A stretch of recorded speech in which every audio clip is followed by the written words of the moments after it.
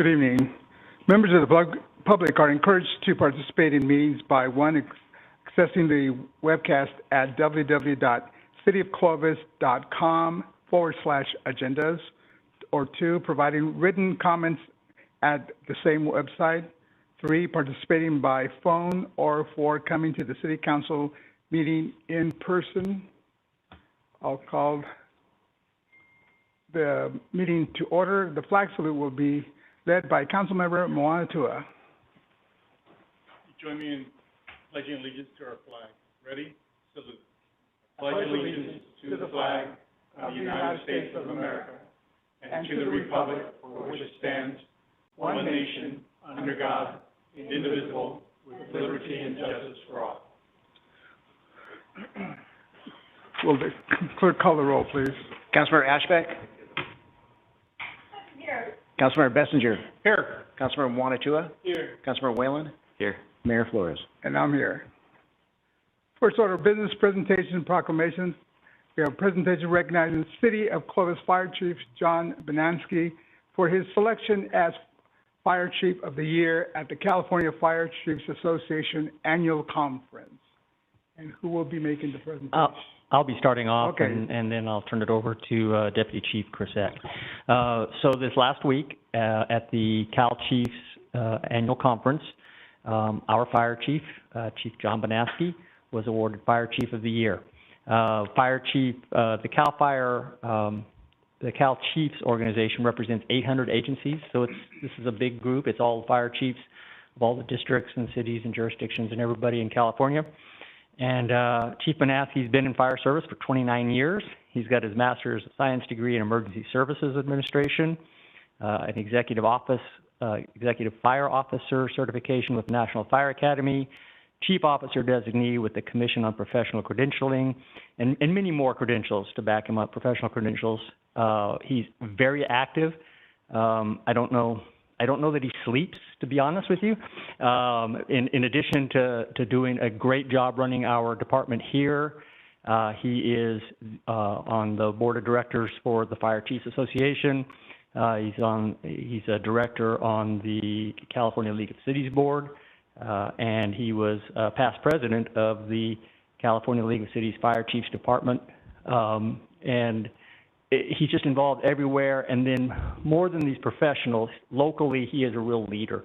A year or two ago when Porterville had the tragedy and lost 2 firefighters, Chief Banansky stepped in, really assisted their department in doing all the notifications, helping them get a plan together on what they were going to do, spearheading the effort to provide other agencies to provide relief so that their firefighters could be off and go through the morning period. And he's just that way with all the departments around here, and at the same time runs a very good ship here. So hats off to Chief Banansky, well deserved, nice to see him recognized, and I'll turn it over to Chris Eck for a few other comments. Thank you, Luke. Mayor, members of the council, staff, and our members of our community. My name is Chris Eck. I'm the Deputy Fire Chief for the City of Clovis, and it's my honor to give a little more on Chief Banansky on this amazing achievement. Like Luke mentioned, he's very involved with on the state, regional level, but what's most important is when we think about leadership is the influence he has on our personnel, our department, our city, and the surrounding agencies. When I think of leadership, it's the influence that he has, and he has influenced a lot of departments around here. Not only in our department, but in the area. Every chief has their speed dial, and I guarantee there's a lot of chiefs in our area that have Chief Banansky on their speed dial. I did before coming here, so I was the recipient of his assistance on certain issues, and I know there's a lot of chiefs that do. He's always helping people, and that's one of the things that, like you said, I don't know how he has time. I don't even know if he sleeps either, but he works hard, but he always finds time to help people if they need it. So I don't know how many times, just in my short time here, we've met with several chiefs that just started as new chiefs or aspiring chiefs, and we'd invite them over here and Chief Banaski would mentor him or them. He's been a mentor and coach for me also, and I appreciate everything that he's done for me even before coming here. And I know there's a lot of personnel out there within the fire service in our area that have benefited from Chief Banaski. And even though the list of tasks that he does in all the boards, and he spends time with those agencies, it's never taken away for his true commitment is to this city. And the amount of time and effort and passion he puts in to our department and our city is commended. And that's one of the reasons for me that he's, you know, the Fire Chief of the Year. And a lot of this, yeah, it says Fire Chief of the Year, but I think this is just a culmination of who Chief Banaski is and how he's been throughout his career. So I know that some of our battalion chiefs wanted to extend their congratulations also. They're actually back in Appleton. They just landed in Wisconsin doing the final inspection on one of our engines. They had a 4-hour delay in Chicago, but they logged onto their iPad to tune in. So they want to, as Battalion Chief D'Amico and Battalion Chief Gomes, wanted to extend their congratulations also. But with that, like I said, I've been the recipient of his assistance, and he's always willing to help. But his commitment to the city is unmatched. Every decision that he makes is well thought out, methodical, and with the best interest for the citizens of Clovis and for our city as a whole. And his goal is just to make our city as best as it can be, and the fire service as best as it can be. So with that, it's my honor and privilege to announce or introduce the Fire Chief of the Year, Chief John Banaski.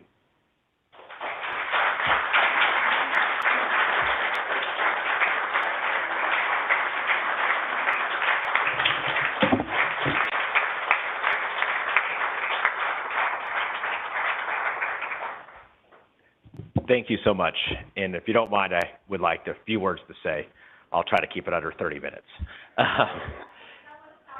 No PowerPoint today, so this is all going to be live and all on Memorex up here. So it is a great honor, but honestly, I get to be fortunate to be the face of the organization.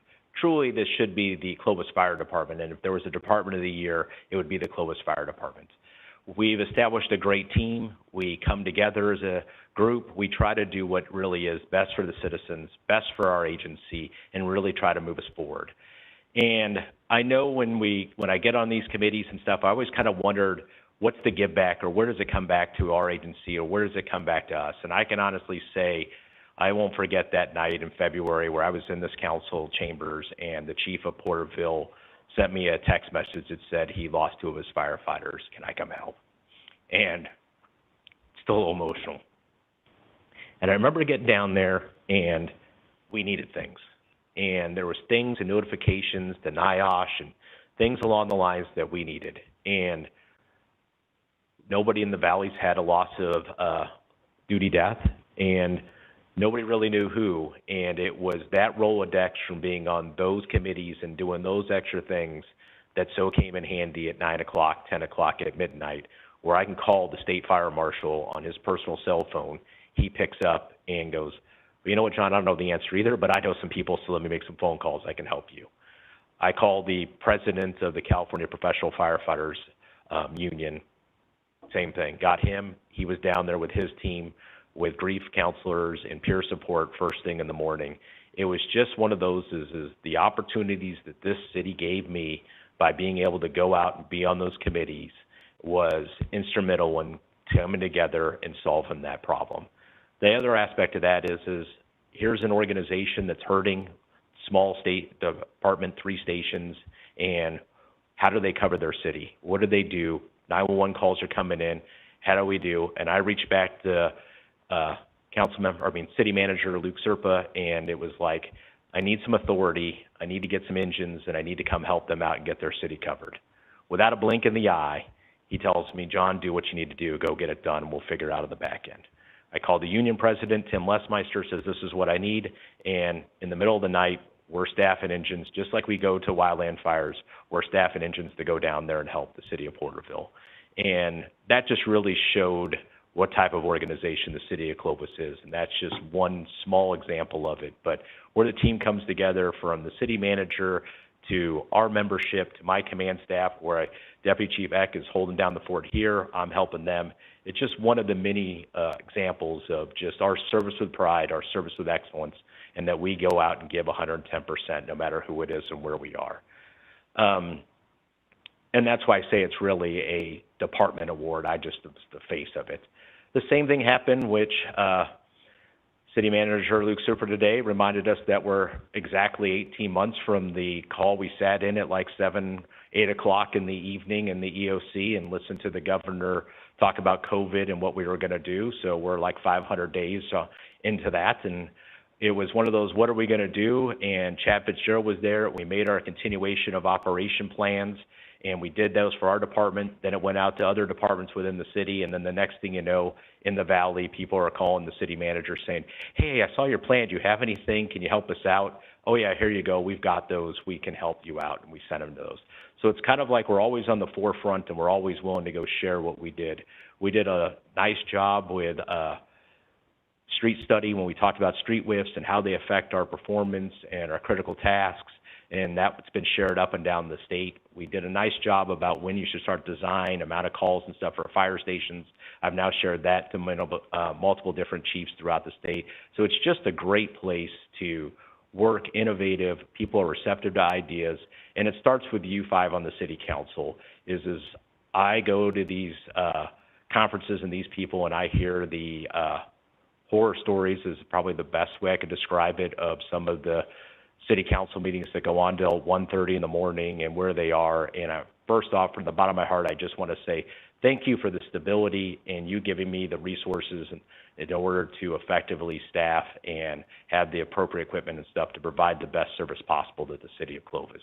And that's hats off to you, is that with your team effort, the ability for you 5 to work collaboratively, it really makes my job much easier. So that's another aspect to there. And to the city manager, for every time I come in there with my pockets out and me saying I need more, he's always been supportive to tell me, all right, well, at least I come with good data and good things to do it. And that's really the first part. The other part I have to say thank you to is Chief Despain. Chief Despain took a risk. He was the brand new chief here and took a risk to come get the gentleman from Tulare to come in here to the big city of Clovis and learn their way and be an outsider and kind of just be part of the team. So he took a big risk. He was a great mentor to me, helped me out. When I came here, I told him I wanted a third of his Rolodex. He gave me more than that. So I have to say thank you to him. But probably the biggest thanks that I possibly have to say is to that lady right there, my lovely wife. She earned this award probably more than I did for all the school events, all of the, Christmas recitals when they were younger and stuff, me not being at home. She's there holding the fort down, doing what she does best. The late nights of me coming home or on the road to Sacramento at 7, 8 o'clock at night, or in the wee hours of the morning to a meeting and stuff like that. And the chiefs all say is they joke about it, but they do say, where do you sleep? And she knows that somewhere I do manage to sleep, but there has been all that time taken away for the family. So my 2 lovely daughters, Lauren and Madeline, and my wonderful in-laws, Sally and Chris, I apologize for all the things that I missed, but this really was pivotal to my career, and it really was the best. So I have to say thank you to everybody who put me in for this award. It was an absolute shock. We don't keep a good secret in the fire service normally. At all, and we normally have half the facts messed up on what we're telling them anyways.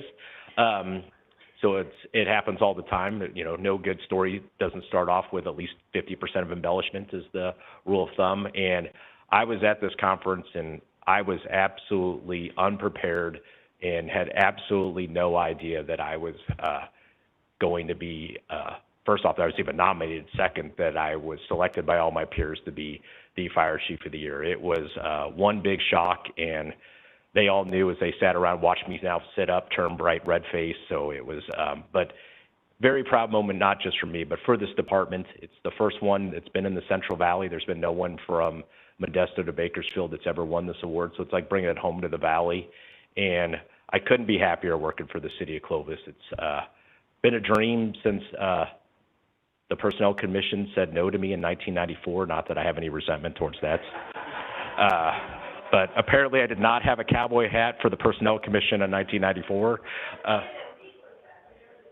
I do not remember the date, but I do remember coming all the way up here from Kingsburg and the Personnel Commission, and I think half of them had a cowboy hat on, and I did not get selected for the ability to be selected to be a firefighter. But at the end of the day, this makes it all worthwhile that I was Fire Chief of the Year for him. So you might have passed then, but Chief of Spain brought me back anyways, and it was a fantastic aspect to my career, to everything. So I just can't say enough to thank you to all of you up there, my staff, and my command staff for putting me in for this, and the fact that the union signed it, all of the people in my organization signed it. So it really shows the fact that apparently I must be doing something good, so I'll try to continue that for the future also. But again, I just want to say thank you.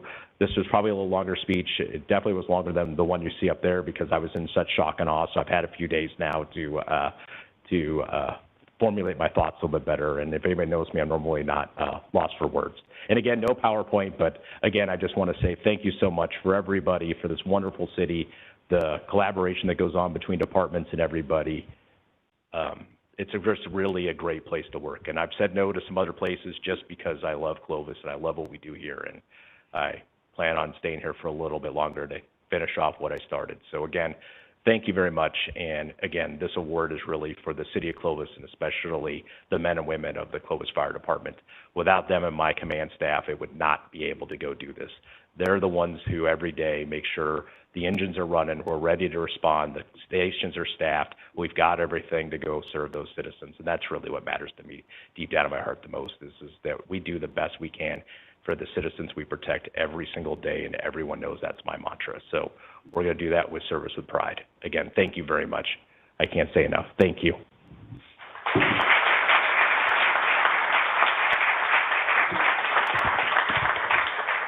Here. You need a Christmas card photo, and here you go. My standard, but this could be it. This could be the one.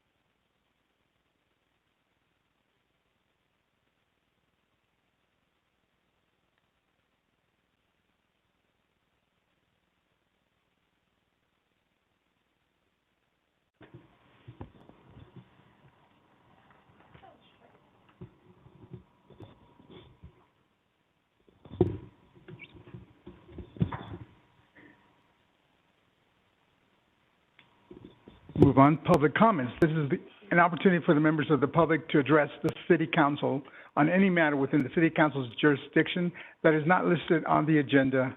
In order for everyone to be heard, please limit your comments to 5 minutes or less, or 10 minutes per topic. Anyone wishing to be placed on the agenda for a specific topic should contact City Manager's Office and submit correspondence at least 10 days before the desired date of appearance. Anyone here in chambers wishing to make a public comment on an item not on the agenda? What about the web? Anybody? No. And we have one written comment from resident Rachel Yodelman. You have a copy of it in front of you. Okay, and we have one that every council member received. Next, ordinances and resolutions. With respect to the approval of resolutions and ordinances, the reading of the title shall be deemed a motion to waive a reading of the complete resolution or ordinance, and unless there is a request by a council member that the resolution or ordinance be read in full, further reading of the resolution or ordinance shall be deemed waived by unanimous consent of the council. Consent calendar. Items considered routine in nature are to be placed upon the consent calendar. They will all be considered and voted upon in one vote as one item unless a council member requests individual consideration. A council member's vote in favor of the consent calendar is considered and recorded as a separate affirmative vote in favor of each action listed. Motions in favor of adoption of the consent calendar are deemed to include a motion to waive the reading of any ordinance or resolution of the consent calendar. For adoption of ordinances, only those that have received a unanimous vote upon introduction are considered consent items. I've been told that we were going to pull one item by staff, and that will be item number 4. Does council wish to pull any other item? Nope. I see none. I'll open it to the public. Anybody from the public wishing here in chambers wishing to pull an item from the consent calendar? I see none. Nobody from the web? No. Okay, so I'll make a motion that we approve the consent calendar with the exception of item number 4. and do I have a second? Second. We have a motion and a second. All those in favor signify by saying aye. Aye. And I'm an aye, so the motion carries with a 5-0. And now we'll hear item 4. Item 4 is an administration approval agreement between City of Clovis and the Business Organization of Old Town for fiscal year 2021 and 2022, and it will be delivered by Assistant City Manager John Holt. Mayor, we have, staff has recommended this item be pulled from the consent calendar, strictly because the attachment to the original agreement was not included. So the current one is in front of you. Staff is recommending that this be approved with the current agreement in front of you. If you have specific questions, I do have staff who can address them. Is there anything substantively different in this agreement than previous years? It's a new agreement that we failed to use the new form on, and it's more thorough. I believe the agreements themselves, I mean, the actual dates of the events and stuff are pretty much the same.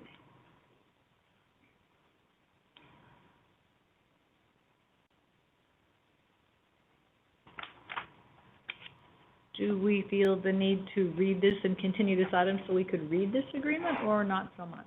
We can. We can? I mean, I don't know if anyone feel the need to do that. I just am trying to read it right now just to be careful. Mr. Fox?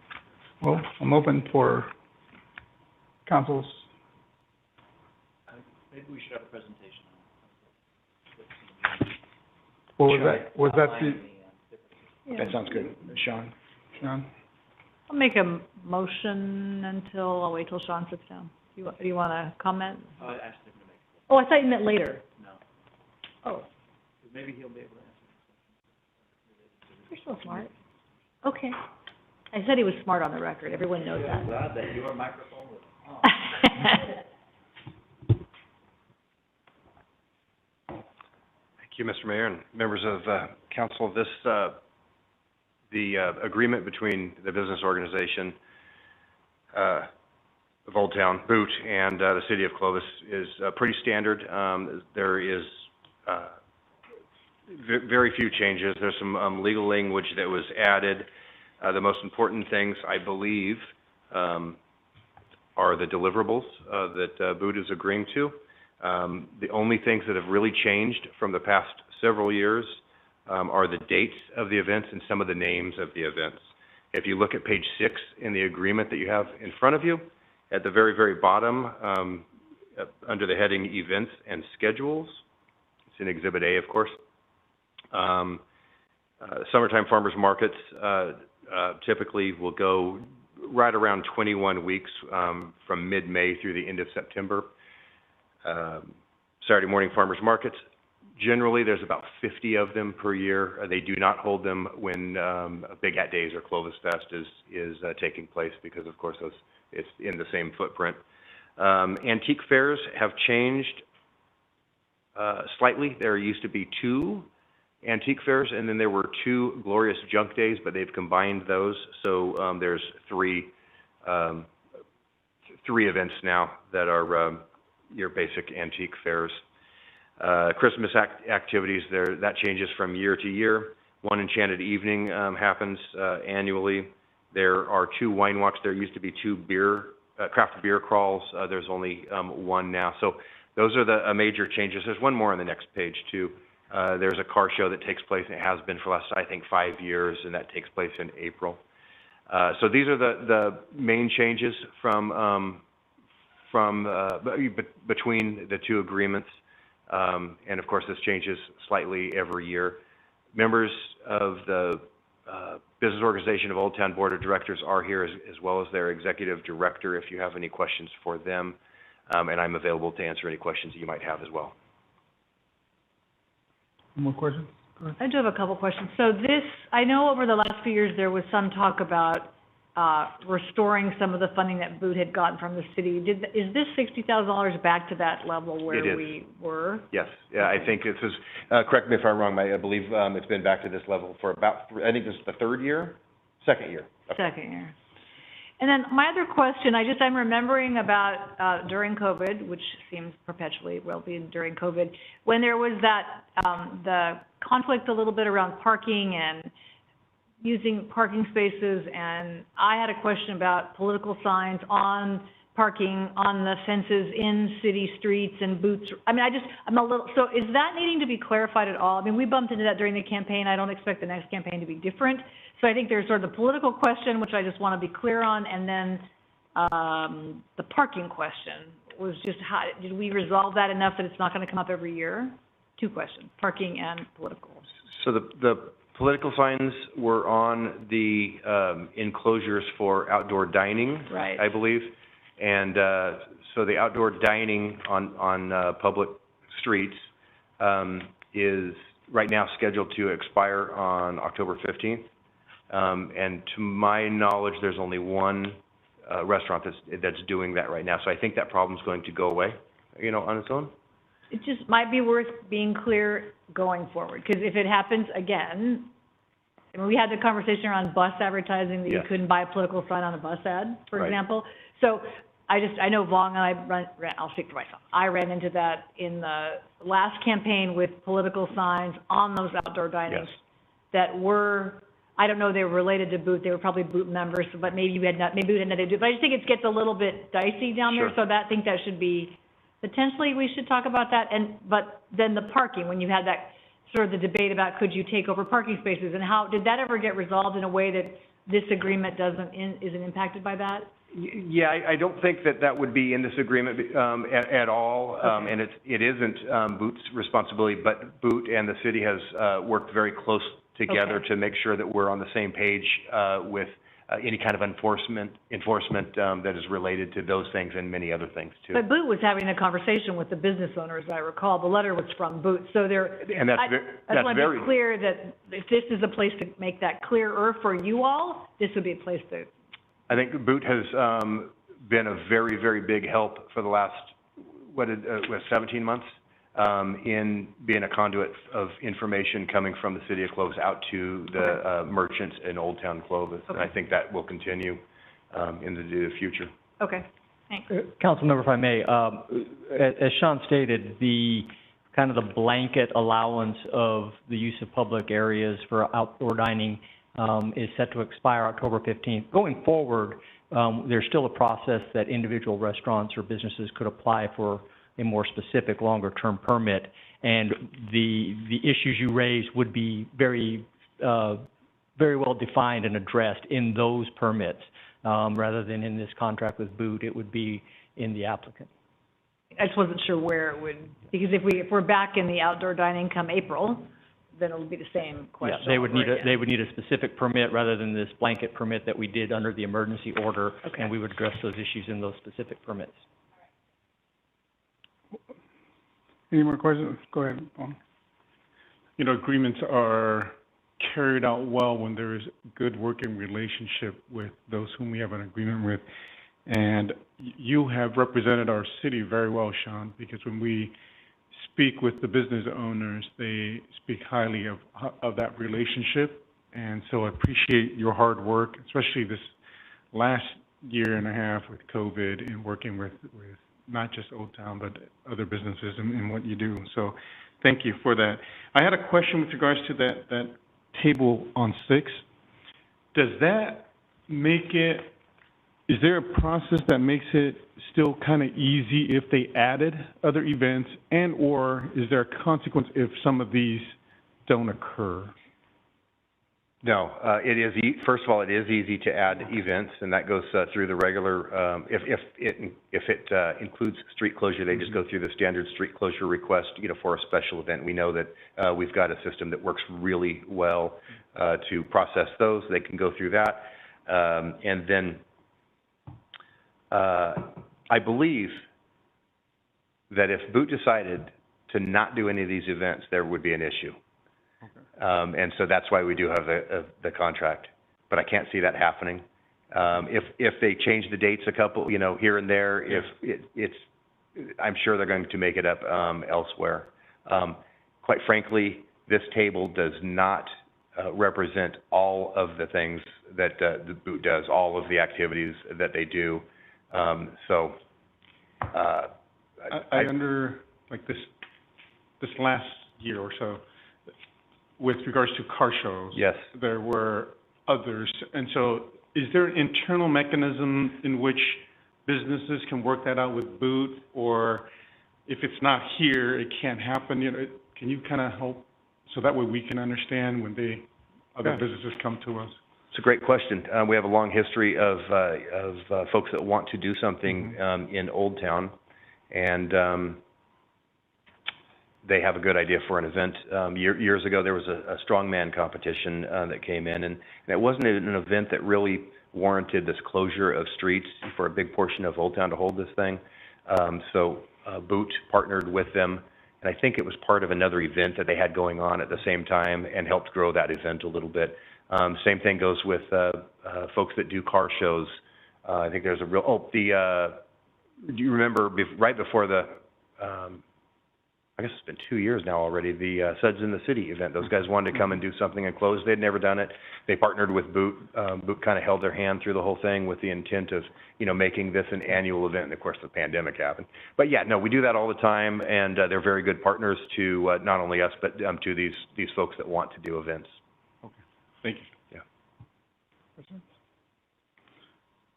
Okay, so Sean, so we can educate the public on these events, for instance, the farmers market, even the Saturday farmers market and antique fairs, all these different events where vendors come in. Does the vendor pay a fee to come in? They do. They pay, typically, they'll pay a fee depending on what it is that they're selling, whether or not it's food or trinkets or whatever it is, right? They will pay a fee, and they may pay a percentage also to Boot of their overall sales. I've also seen services, booths for services. Yes. Okay, so they pay a fee. If they're a nonprofit, I don't believe that they do, and they do pay. No. Okay. No. So nonprofits don't pay a fee, but there are services. Let's say somebody's coming in and they want to show off their insurance company. They would pay a fee. Okay, like an yes. Okay, so if it's a political organization, do they pay a fee? Like the county Democrats, the county Republicans, the county Independents. So there's never been a booth for none of the parties or any candidate? Okay, because you do see them in the chamber does that, but never in Boot? And Okay. Boot does have an area that is set aside for free speech area where, actually, I don't think I've ever seen anyone take advantage of that either. Okay, good. Well, We can take turns. that helps me. Okay, thank you. Thank you.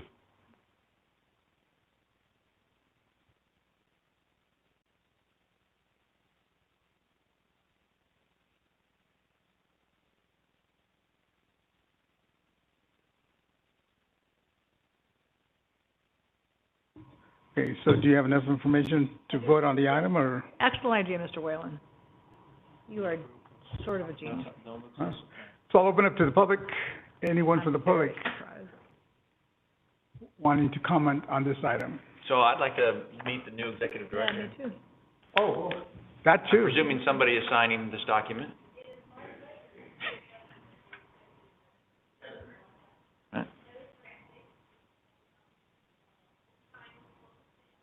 Okay?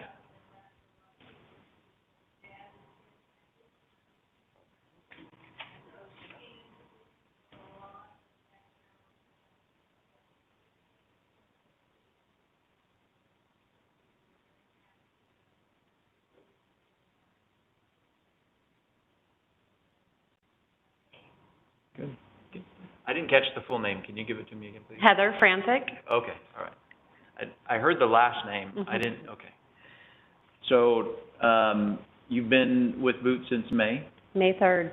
Okay. Mhm. So what would ever drive you to become an executive director of Boot? That can be a real challenging position.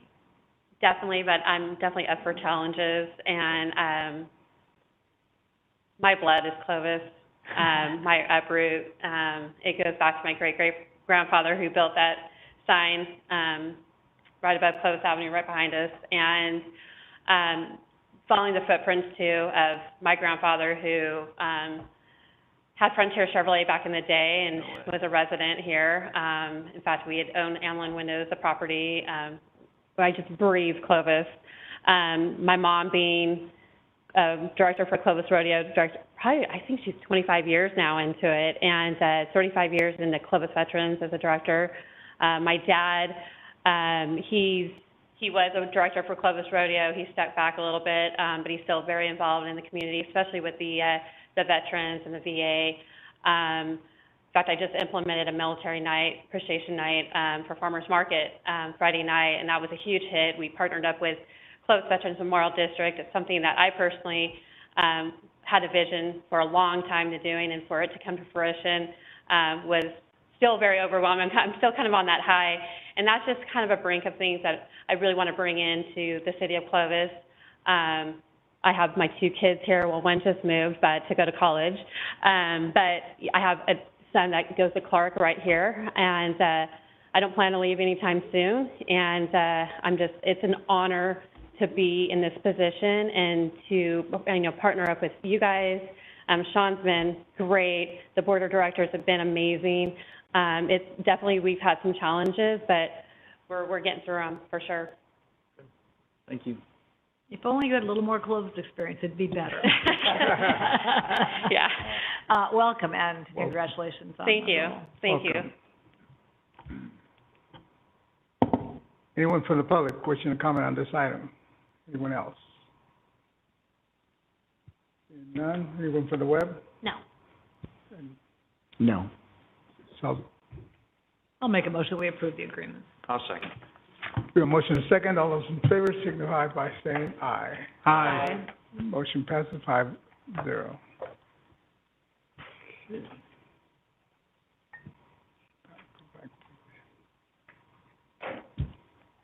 Thank you, Cora. Heather, nice to meet you. Bye. Oh, very nice. Okay, now I gotta get.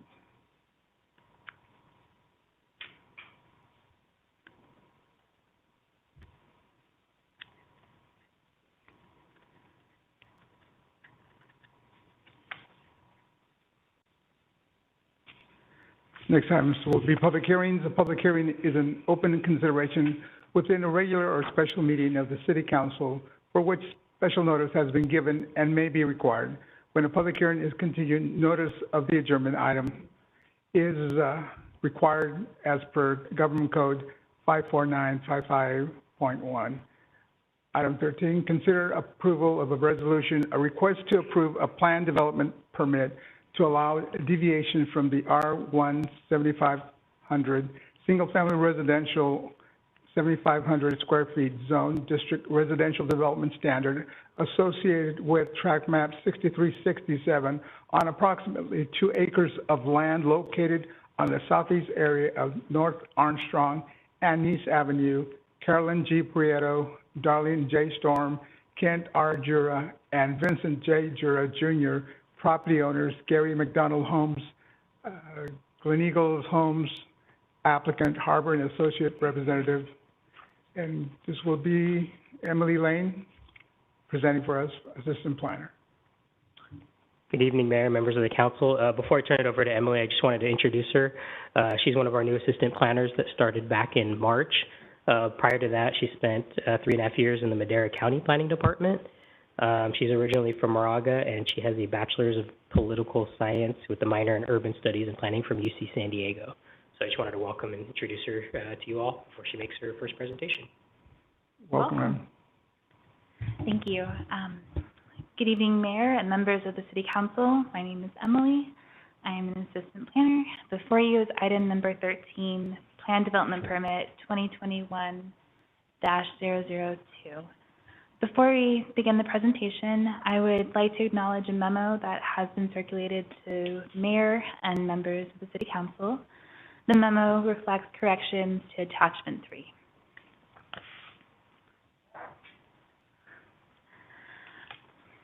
The project is located near the southeast corner of East Meads Avenue and Armstrong Avenue.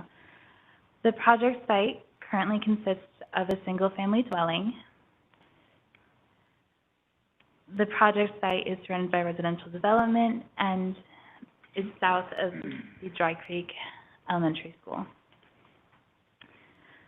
Plan Development Permit 2021-002 is a request to approve deviations from the R17500 Zone District Development Standards. Specific standards that differ from the R17500 Zone District are maximum lot coverage, which will increase from 40% to 55%, minimum front setbacks, which will decrease from 20 feet to 10 feet, minimum side setbacks, which will be reduced from 5 feet to 5 feet on the garage side and 4 feet on the opposite side, minimum street side setbacks, which will decrease from 10 feet to 5 feet, and then minimum rear yard setbacks, which will decrease from 20 feet to 15 feet. Although Track Map 6367 is not under consideration, it is important to have a visual representation of the approved track map. The average lot size will be 8,396 square feet. This is a conceptual plot plan for the subdivision. The image highlights the 15-foot rear yard setback, the side yard setbacks, and also the 10-foot front yard setback.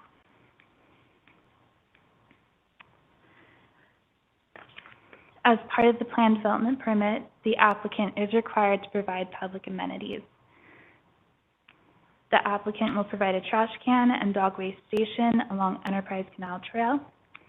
The applicant will also provide an enhanced entry feature along East Meads Avenue. Oops, go back. The entry feature will include 2 pilasters and stonework details, the enhanced masonry wall, and the improvements to the east or Enterprise Canal Trail will provide public value by strengthening the visual character of the subdivision and offering access to a new public service. On August 26th, the Planning Commission considered and approved Track Map 6367. Since the track map was not appealed, nor was a request made for City Council to consider the item, no further action is required by City Council. The Planning Commission also considered and recommended for approval PDP 2021-002. 2 letters were received from the public. They are included in attachment number 5. Staff has responded to both letters. 1 call was received with general questions regarding the project. No public comments were made at Planning Commission, and no additional correspondence has been received prior to the City Council meeting. Planning Commission and staff recommend approval for PDP 2021-002. This concludes the presentation for the Planning Division. Staff is available for any questions. And then the applicant is also present for questions as well. Questions for Emily? Emily, the letters you referenced, I have one from the Department of Transportation. Is that the one you're talking about? No, it's 2 letters from the public. It should be attachment Tim number Cox. 5. It's one from Tim Cox. Correct, yes. Well, when you use paper, you don't always get all of them. Okay, I'll read Bob. It should be on page 110. Lynn, while you're reviewing those, can I ask a couple of questions? Of course. Sure. One of the letters pertained to a concern of having a two-story, house right behind them. Are these, what are these? Are these single-story, two-story? What's the perception here, the plan?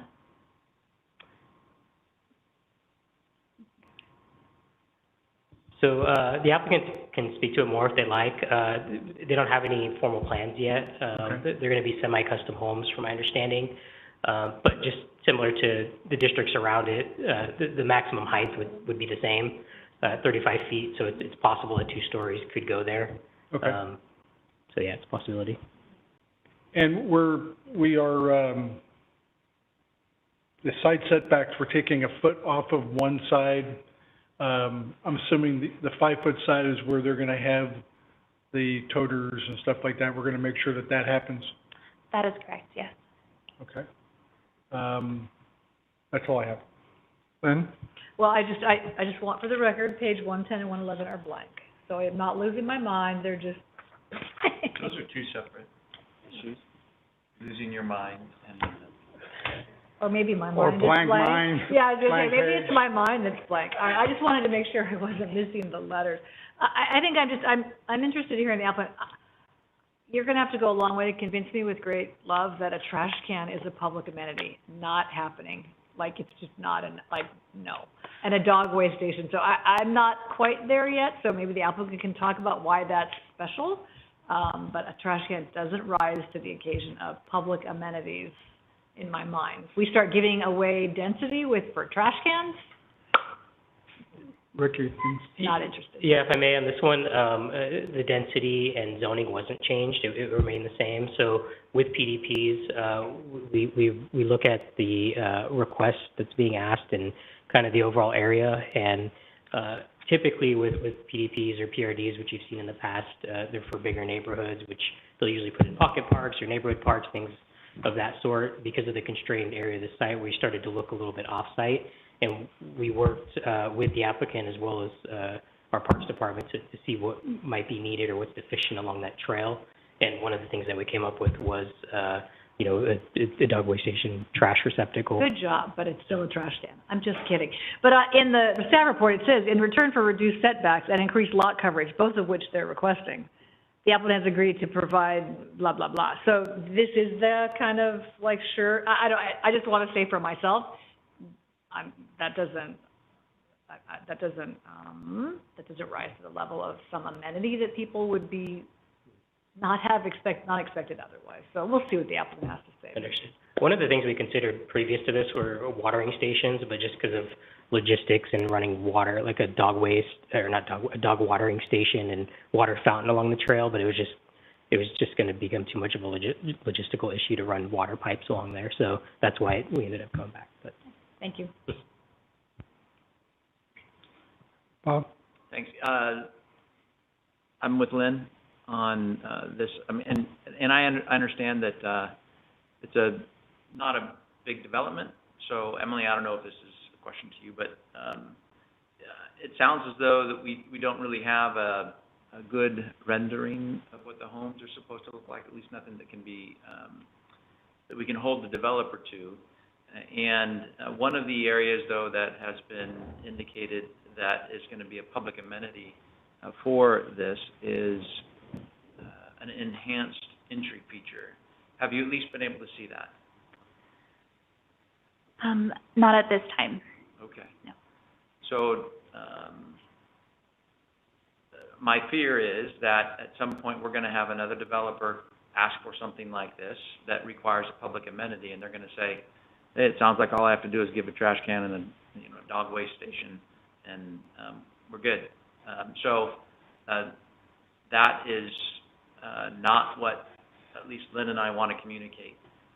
And so I understand that because it's a small lot size and it seems to be a little bit of an infill, there is some value to having something like this development here.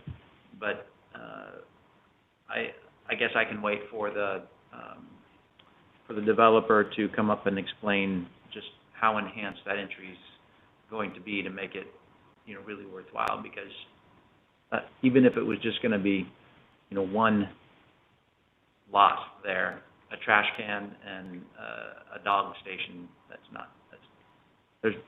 not enough from my view. I mean, that's a Eagle Scout project, you know, or half of an Eagle Scout project, so I thought I would share that with you, that we make sure that this is not precedent setting, and we expect more when it comes to these types of public amenities than what has been proposed. Well, I don't know if it's, because all the senior planners are gone, but maybe Renee may remember, or the old council. Those who have been here for a while, your senior council. Senior, okay. Wasn't it when the applicant came in for Joshua, we made them complete that sidewalk from there all the way to the canal, right? And we took some of the frontage of those other homes. And so why can't we do something like that here? And so, you know, to sort of the amenity, complete that sidewalk all the way at least to the canal, because it's going all the way to the Beal property would be kind of far. And so that, I just wanted to see if, you know, that helps a lot, because it's going to the school. I know the trail's across the street, but at least it kind of helps complete that. And so just a thought, but I don't know I was still on the planning commission when that came before us then, and I don't know what the reasoning was, you know, Dwight's not here, and how that came about, if we got some extra funding, that's why we did it. But I still remember the neighbors coming in to discuss that with us. And so just, I don't think I wouldn't expect you to have an answer for that, because Rick, I think you weren't here, and definitely Emily, you weren't here then. So. Even with these changes, the number of homes didn't change, huh? Right? It was still going to be just 8 total. It was just decreasing some of because of the way it is, how unique it is. Is that right? Yeah, they stayed within their density on this, and same with the otherwise the zone district, with the exception of the deviations. Okay. And my other thought is benches on trails. Because I think sometimes seniors go on trails, but there's no place to rest. And so they got to get home, or there's no place. So if we started thinking about benches, if it's every half mile, every mile, you know, a couple benches, I don't know how. But I don't have an issue if the amenities, the dollar amount, is sort of equal to what they would have done if it was a park or something like that. And so if it's a couple more of trash can, you know, along the trail, but as long as we can show that, hey, they did that, but it still was pretty equal to what would have costed for this development. And obviously, you know this, but you guys are certainly within your discretion to, if you want to condition it to have, you know, benches or additional features along the way, you can certainly put that as a condition of approval for this. Thank you. That's all I have. Okay. All over to the public. Anyone wanting to comment on this item?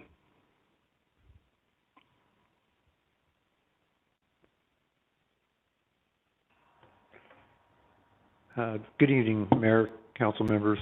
My name is Lauren Smith. I work for Harbor & Associates, 389 Clovis Avenue, Clovis, California. Well, I was going to say that we agree to the conditions, and we do agree to the conditions and request your approval of this project. But to answer your questions or your concerns about the amenities, one, we are not requesting additional density on the project. We don't have the homes designed yet, so we're trying to provide some flexibility so that when we do design them, that we'll have that flexibility. Mainly the lots that are on the sides of the cul-de-sacs where the road widens out, the lots get shallower at those points. So that's, you know, one of the main reasons that we're asking for the reductions in some of the setbacks and an increased lot coverage. As far as the amenities go, we haven't provided any, conceptual ideas for the pilasters, but, typically, we would provide stone and, enhance them in a manner that would be acceptable to the city, and we'll have to go through a residential site plan review to where planning will have the ability to comment and make sure that the amenity for the columns is something that's acceptable to the city of Clovis. And we don't want to build something that's not going to enhance the project, because these are going to be valuable homes, and we'll want to have a nice entry to go with the expensive homes that will be in the project. As far as the amenities along the trail, we'd be happy to add or change or whatever you'd like as far as the trash receptacles and the dog waste station, to benches, whatever you'd like. We had trouble coming up with ideas for amenities for this project because of the location.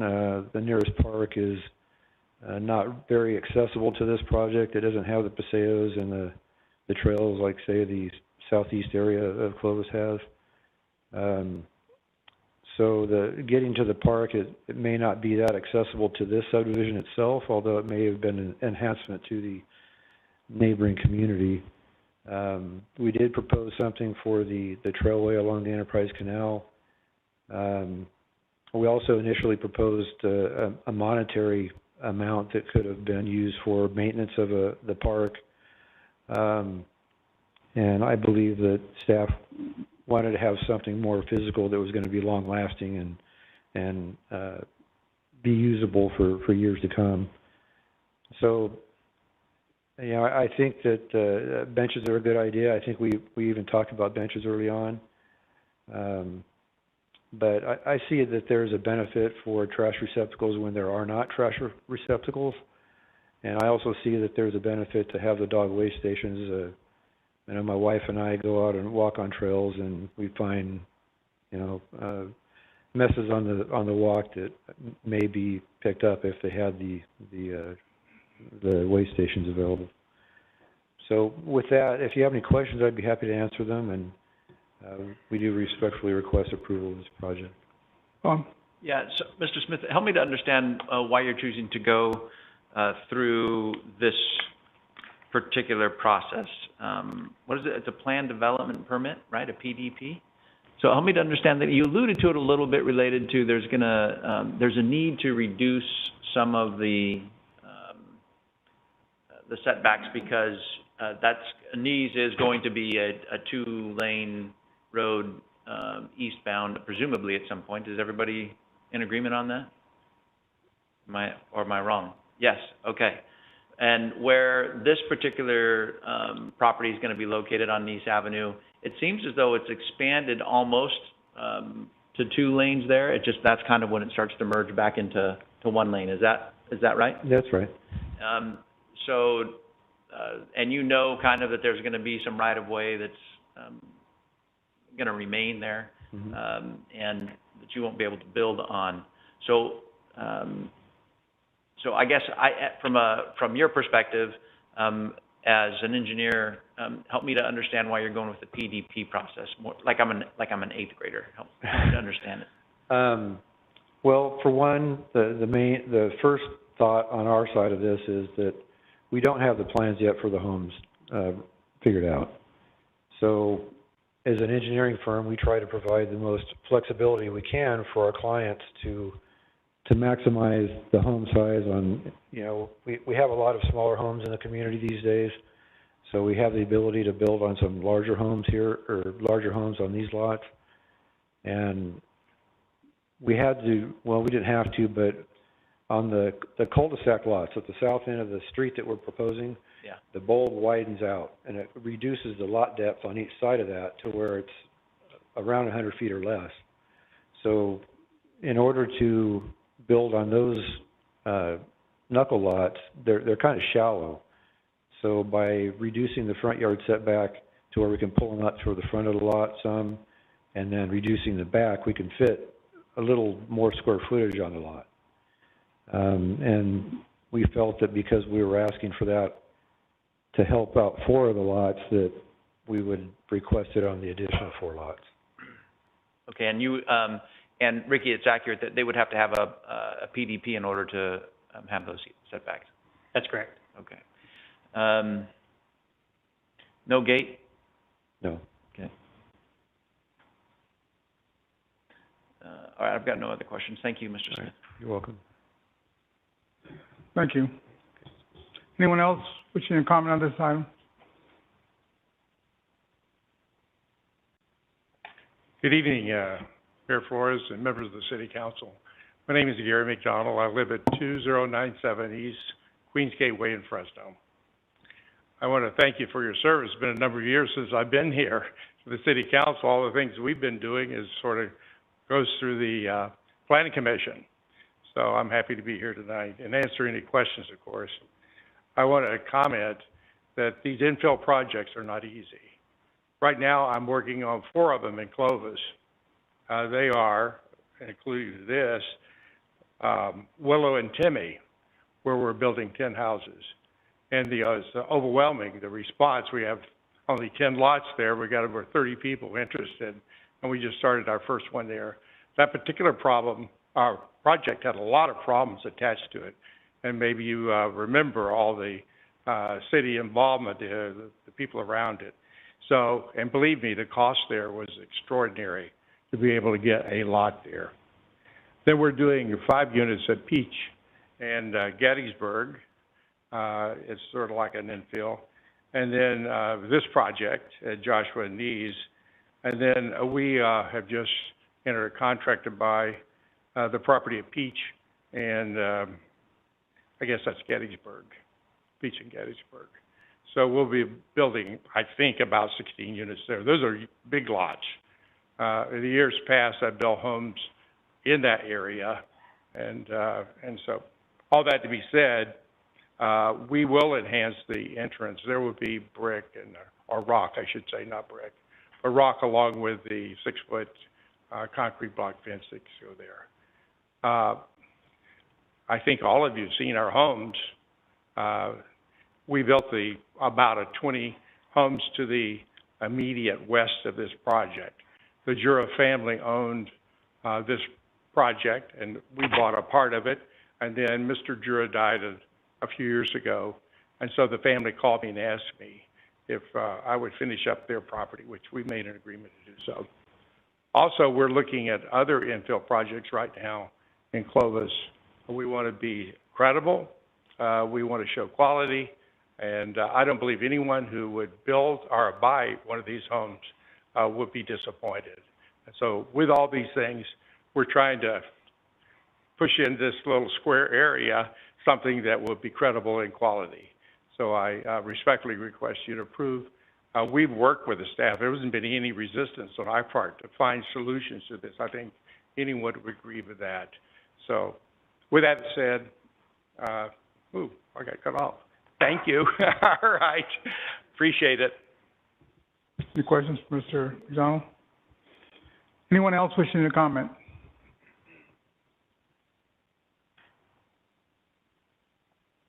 How you doing? My name is Franklin Spees. I'm a neighbor to this property. I own the property just to the east, and I'm just sort of following along. I was here at the Planning Commission hearing and here at the council hearing, and knew Kent, we just lost Kent. I think it's Montana that he went to, right? Not sure, but my neighbor, where they're knocking down their house. But anyway, we own the house, or the lot, the 3 acres just to the east of this. And so, somebody mentioned the sidewalks being built all the way across to the canal. Oh, we'd love that, but I don't think it's very fair to the developer. But at some point, but anyway, we are, my family is supportive. I mean, if there's a developer in town to be building next to our lot, Gary builds great stuff, and you can see it by the homes just to the west of this. So we are in support and looking forward to seeing how those homes lay out as far as their setbacks and the height and whatnot. We don't know what the development of our property eventually will hold, but we're in support of the project. Thank you. Just on a personal note, are you related to our friend H? Oh, yeah. that your dad? That's my dad. You look just like him, or he looks like you, one of the two. Okay. Give him our best. Okay, thank you. Yeah. Mr. Spees, I have a question also. Go ahead. Go ahead. You mentioned the extension of the sidewalk, and I went through this neighborhood just on my way here. If I'm a child and I'm coming from, well, let's say it's one of your kids, and they're walking to Dry Creek and they're gonna go west on Knees, is in front of your house, there's no sidewalk? There isn't, but if you look at it, there's an 11-acre property to the east of our house that goes all the way to Temperance, and then there's our home. So you see the green area, that's another property, and then there's our place, and we have our solar there. So at the moment, there is no real reason that somebody would be walking down. There's no subdivision of residential neighborhoods coming from there. What my wife and I do is we walk out our back gate through the field, and then we walk east along Knees, hit the canal, and then walk over to Riley's or whatever it is over there. So, yeah, I mean, and it was explored, actually. There was a subdivision that came before this, actually, I think it was the Planning Commission. But the offsites were so expensive. I mean, as Gary talked about, it's difficult to do infill, you know, it's expensive, the impact fees and the offsite. So, you know, it's not like if you were to put a sidewalk there that it would be completing a safe route to school for kids, because who's coming from the east today? I mean, at some point, there will be, you know, I would imagine in the 11 acres, if that's not tied into that light industrial tech park to the east, if that becomes residential, then maybe that makes more sense. So, I don't know. We kind of like it as a little bit of a buffer, and, you know, Kent had all sorts of equipment and stuff out there, and, you know, Gary's place is going to look great with a new fence and, you know, new homes, and we still have our buffer to that, so we're excited about that. Thank you. Yep, thanks. Anyone else wishing to comment on this item here at the chamber? Seeing none on the web? None. And, Just what's included in the report. okay. So I'll bring it back to the council. What is your pleasure? If I may? Sure. Go ahead. I feel like it's a request that does provide flexibility to Mr. McDonald, but I do like infill development. It feels a little premature. There are a couple of things that are going on in that neighborhood that it's funny to call an infill development premature. But there are a couple of things that are going on in that area. Of course, my issue is related to the Enterprise Canal, which I don't want to have too much of an impact on what Mr. McDonald is trying to do. I'm of the opinion that the trail needs to continue along the Enterprise Canal south of Nice, as opposed to the diversion, but that's a topic for another day. It sounds like Mr. Spees has some curiosity or some interest perhaps in developing the 3 acres there that he owns, that is currently vacant. And I'm not so sure. I mean, you've got McKelvey that seems to dead into a basketball court, which I presume, is that your basketball court, Mr. Spees? Okay. I hope your children are as tall as you. And they'll be wearing Bulldog red at some point. But so it feels as though there may be an opportunity for something other than a cul-de-sac there, where McKelvey can perhaps maybe tie in to the 3 acres that is vacant just to the east of the Jura property. So I don't have a motion. I'm just because I'm kind of thinking that I'm not too excited about this project yet, but I'm excited about the potential of the broader development in that area, and how perhaps maybe there can be some opportunity for further discussion with Mr. Spees, Mr. Jura, Mr. McDonald, and then we can maybe get out of the PDP process and maybe into something that's, you know, gonna be either more traditional in nature, but certainly provide some, safe, walkable space there for, citizens that will lead them to the Enterprise Canal from these locations. So those are just some of my thoughts. Thank you for listening. Can I make a comment? Comments, go ahead. I agree with Bob. Mr. McDonald, thank you for what you've done in Clovis. You do build excellent products. This isn't about that at all. We used to require, if somebody was going to do, maybe not this exact project, but some kind of conceptual map for the larger area, because this layout lends itself to only one cul-de-sac in, one way out, and something, maybe the repeat next to that, should that 3 acres. So I agree with Bob. I think it's a little early. I feel like you've created this PDP process. Maybe you didn't really need to do that, but that was your choice. So I don't think it's quite ready for this sort of action yet. I appreciate the work. I think it will have promise at some point. And I really do want to encourage our staff. I know Mr. McDonald has done many amenities in many projects, so I don't think that's the question. But I feel really strongly about the trash can. Like, to think that was enough, to me, is really, maybe we need to talk about that again. And while it's not an exchange for density, the staff report does say in exchange for setbacks and those things, we're going to give you amenity. We're going to trade off. And I'm disappointed that we would think that was a trade-off, especially so far from the neighborhood to have a trash can. So anyway, that to me needs a little more thinking as well. So that's kind of where I am. Agree with Bob, and I would just add that additional comment on the amenities. If I may clarify one of your points. So when you talked about the conceptual allotting pattern, so there were previous iterations throughout the years of conceptual allotting patterns. One of them tied into the 8-lot you see here. Most recently, there was a parcel map on the adjacent property on the Spees one that showed actually a cul-de-sac coming up, so where the basketball court is. So the most recent iteration that we've had of any kind of conceptual pattern was the parcel map at that time, which showed a cul-de-sac and didn't connect. So just for what it's worth.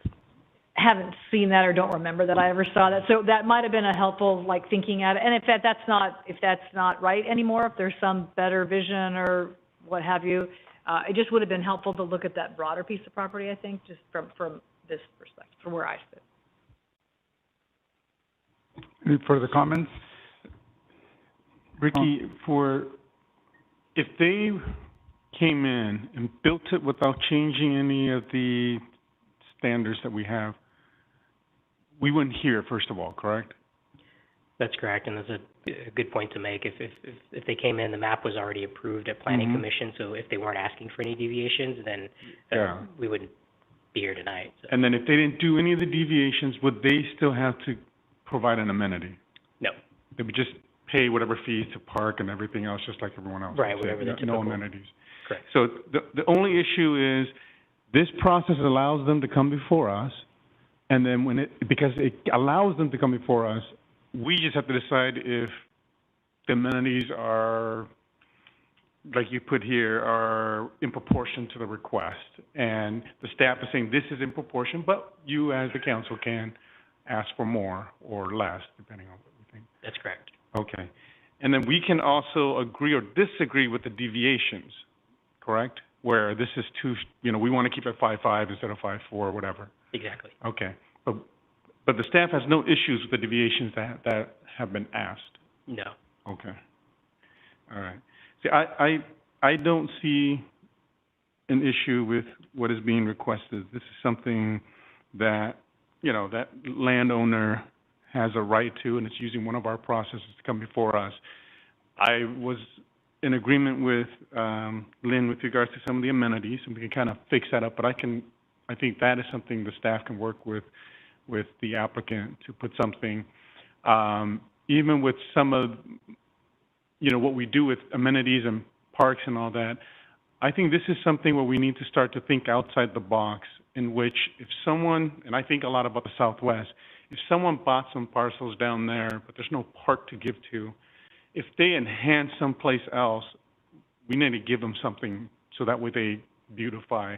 you know, something where we need an area to be kind of infill or even to upgrade what's there. And so I don't have any issue with it. I'm good with that. Just work with the applicant on the amenities.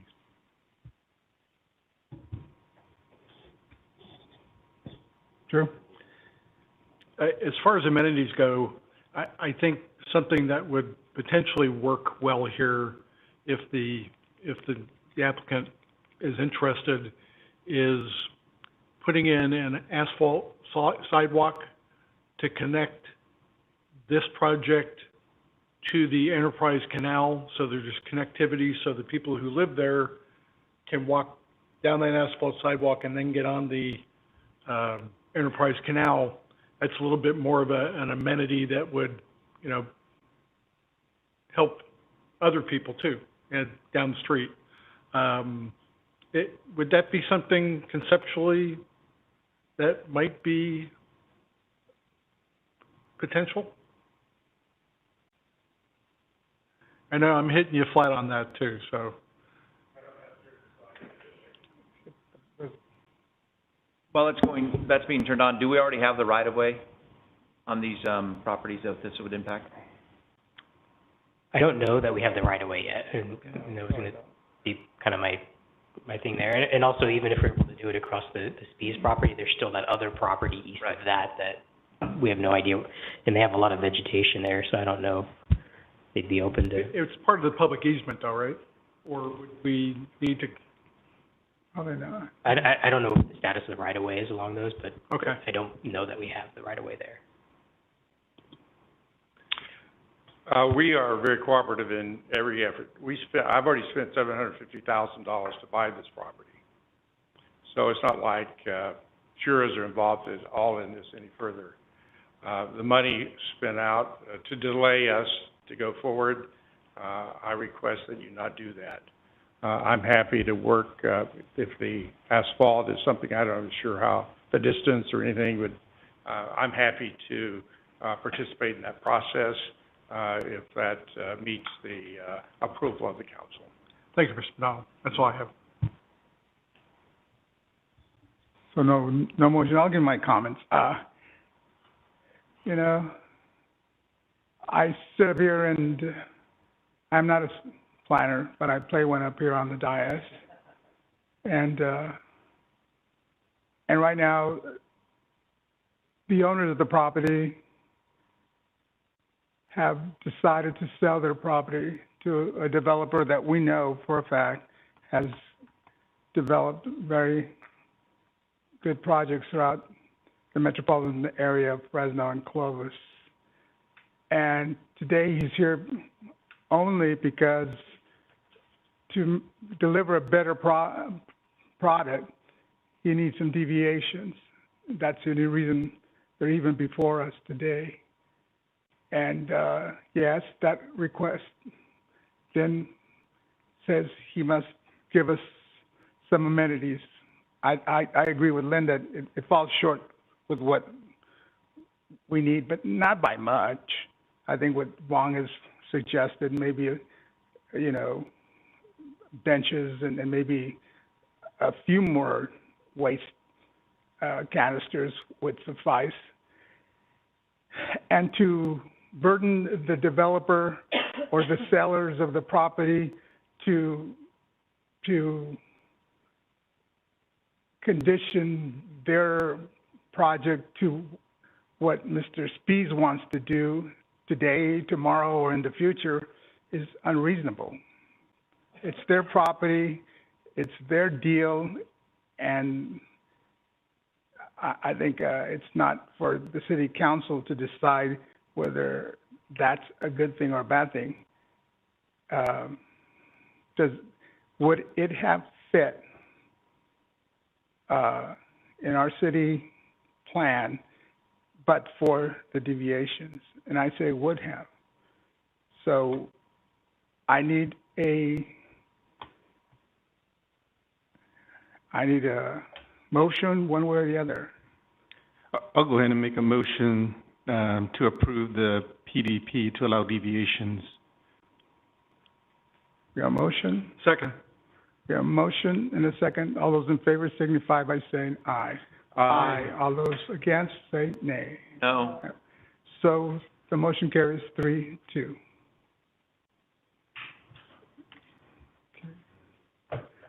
Next item, consider.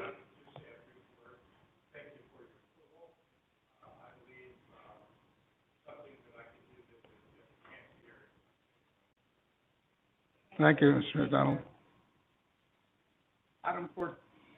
Item 14, consider item associated with the sales tax participation agreement between the City of Clovis and Adeline Industries Incorporated. A, conduct public hearing and accept the Economic Development Subsidies Report for the sales tax participation agreement with Adeline Industries Incorporated. B, consider approval, First Amendment to the sales tax participation agreement with Adeline Industries Incorporated, and authorize city managers to execute the First Amendment. And it'll be Andy Hausler, Community and Economic Development Director. Good evening, Mayor, members of the council. Tonight we'll be reviewing the sales tax participation agreement we have with Adeline Industries and talking through a First Amendment to the agreement we have with them. By way of background, Adeline is a window manufacturer here in Clovis at the northwest corner of Fowler and Toll House. The company located there in the late 90s, apparently on the Francis property. Learned that tonight. And they've had a wonderful run here in the city in partnership with the city from the very beginning. They're unique. They book sales tax here as a manufacturer, and that is a huge benefit to our community. This has resulted in over 400 jobs and more than $500,000 in annual sales tax revenue to the city. Adeline, with city staff, has been working to address a need to expand their operations for the last 5 years or so. And in that, in 2018, we entered into a 10-year tax sharing agreement. This encouraged expansion, and it required Adeline to acquire an adjacent site. They recently completed demolition of that site. It was a concrete plant. It took 2 years longer than expected due to environmental issues on the site, as it was copious amounts of concrete and debris on the site to deal with. And they have requested a 2-year extension with no other changes to the original terms on their agreement. So we go from a 10-year to a 12-year term and stay at $500,000 in total potential sales tax sharing. This is an aerial view of the site. The factory is in red, and the site that they acquired, the concrete plant, is in yellow. Under state law, we're also required to provide a 5-year report or sooner of the current status of the Adeline sales tax agreement. No sales tax has been shared to date with Adeline, although it's projected that sharing will occur in the near future based on sales tax returns. Adeline is doing very well. They have completed the acquisition of that property and the demolition. They have added over 100 employees since 2018, and the original goals of the tax sharing agreement are being met.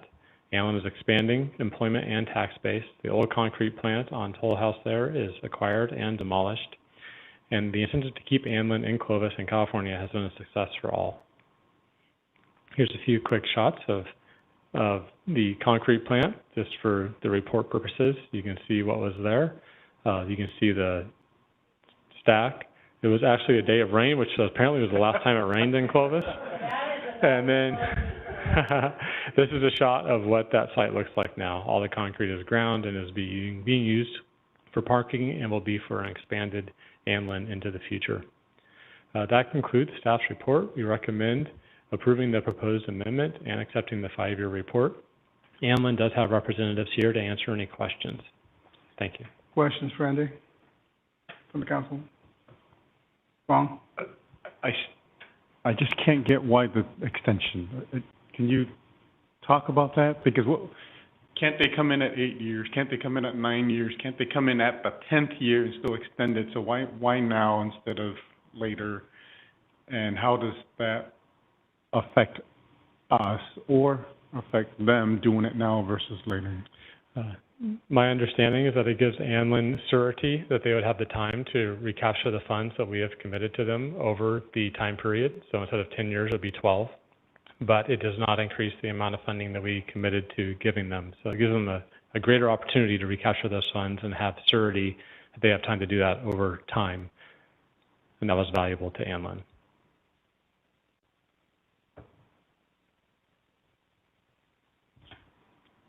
Bob? Thank you. Was there any aspect of this, sales tax agreement that dealt with the use of, some of that property for, our, facilities?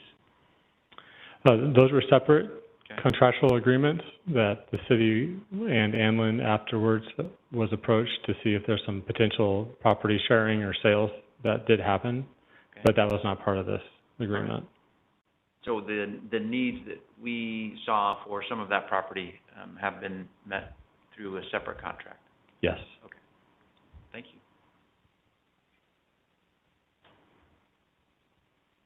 Okay, I'll open it to the public. Those wanting to comment, please come to the podium. See if I know how to do this. You did it. No, you got it right first time. There you go. There you go. John Chessum, with Anlin Industries. I'm the CFO out there. John Maloney is here also. He's the president and CEO of Anlin Industries.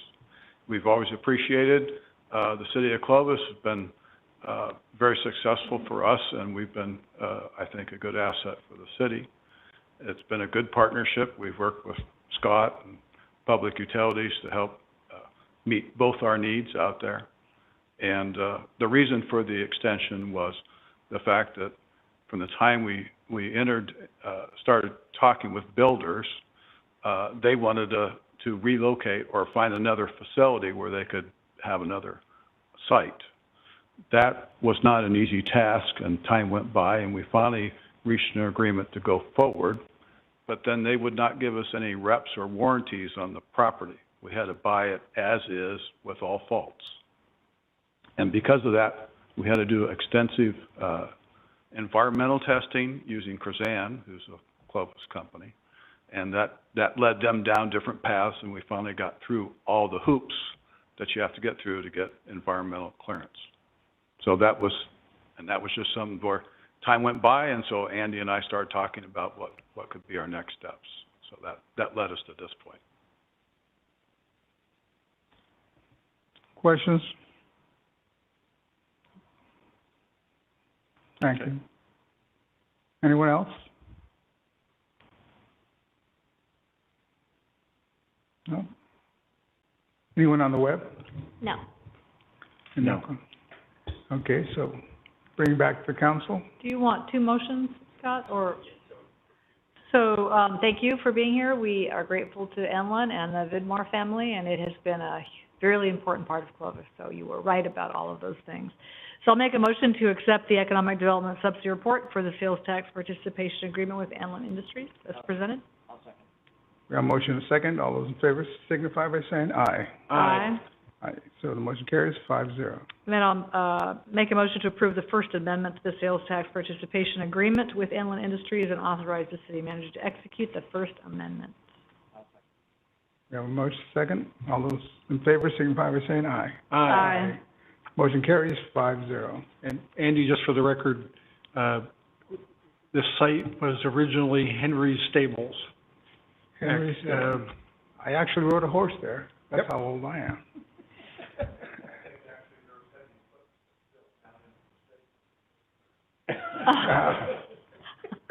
That was an unexpected find. Henry Stables, yeah. I remember that. Hopefully no dead horses. Okay, that's no more. Okay, we move on to administrative items. Administrative items are matters on the regular city council agenda other than public hearings. Number 15, consider various items associated with the introduction of the new Clovis Household Hazardous Waste, HHW, antifreeze, batteries and bulbs, oil and paint, ABOP, drop-off site. A, consider approval of resolution adding one utility worker position to staff the HHW site. And B, consider approval of a resolution approving a budget amendment for the new position and the HHW ABOP. Can I say it that way? Is that a good way to say it? Site? The only one if you want that silly. WeBop, you know. Staff presenting will be Yvette Rodriguez and Glenn Eastus. What's that? Glenn Oh, Eastus. and yes, Glenn Eastus too.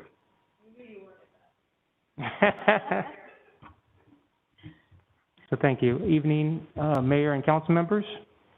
So we have a presentation on this facility, the hazardous waste and ABOP facility, which we'll explain what that is here in a minute.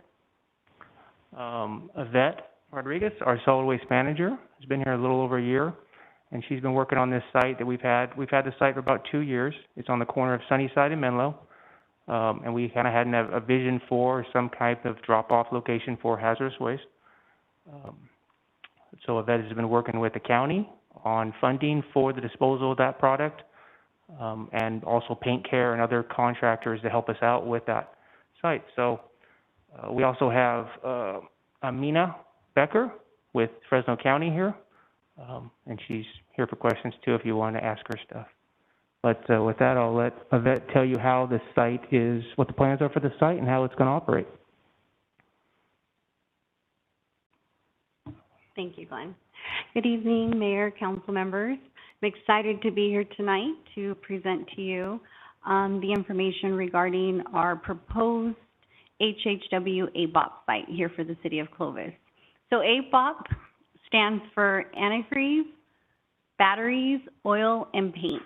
And those products are all considered under the hazardous waste family, along with some other materials that we have in our household, whether it be our garage, kitchen, such as cleaning materials, pesticides, chlorine for the pool, all those materials.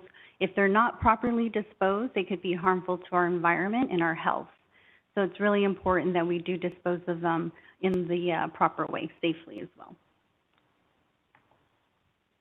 The city of Clovis is part of a committee along with 13 other jurisdictions here in the county that have formed the Fresno County MOU Committee. And one of the focuses of this committee is to provide convenient opportunities for residents to go ahead and safely dispose of hazardous waste. One of those options is to take materials to the permanent household facility located in Kerman. I know that's quite far for our residents to travel, but I have good news. That facility will soon move to closer to the city of Fresno limits. And that facility will open in early 2022. Second, residents have the opportunity to attend annual events that are free for residents. They typically are held at the Fresno Fairgrounds, but last year Fresno County planned it and held it at our Clovis Community Campus, college campus, and it was very successful. We also have network drop-off locations here in town, and they are specific to items, household hazardous waste items, excuse me. We also have our hauler, Republic, who will collect used motor oil along with the used motor oil filter if it's placed right next to the recycling cart, and batteries as well, household batteries if they're placed inside a bag and you put them right on the lid of the recycling cart, and they will pick it up on the service day. And now for our local drop-off locations here in town. For bulbs and batteries, residents can drop them off at True Value store in our local library. For sharps and pharmaceuticals, we do have 4 locations. Our local PD and fire departments have kiosks located there. And for used motor oil and filters, we have 14 different locations, and they're auto repair and retail stores, such as Pep Boys, AutoZone, Firestone, just to name a few. And we have 2 paint drop-off locations here in town, which are Dunn Edward and Kelly Moore Paints. So we want to thank our local partners for providing convenient locations for these specific items. The proposed ABOP facility will be open from Tuesday to Saturday from 8 to noon for City of Clovis residents and county. This is a partnership with the Fresno County MOU Committee. The items that we will accept at this site will be antifreeze, auto batteries, regular household batteries, used motor oil, and fluorescent bulbs and paint. The location of this site is centrally located in Clovis, so it'd be convenient. It's right down the street from our corporation yard as well. Vehicles will be entering off of Sunnyside Avenue, and we will have an ABOP attendant who will be a city employee. They will greet our customers as they wait in their vehicle to be assisted. The attendant will remove the materials out of their vehicle and then place them in the proper containers on site. We will have an ISO container for the bulbs and batteries, a hazmat container for antifreeze and used motor oil, and then paint will have its separate container as well. There will be signage throughout, letting residents know one way in and one way out. So it'll be simple and convenient. One-stop shop to go ahead and dispose of these materials safely. We would like to open this proposed facility of spring of 2022. And we are working with Fresno County and the Health Department to assure that we are compliant with state regulations for a facility type like this. And the plans to prepare will include purchase of the containers and signage for our facility, also making sure that our city employees properly trained, and they will take a 24-hour HAZWOPER training as well.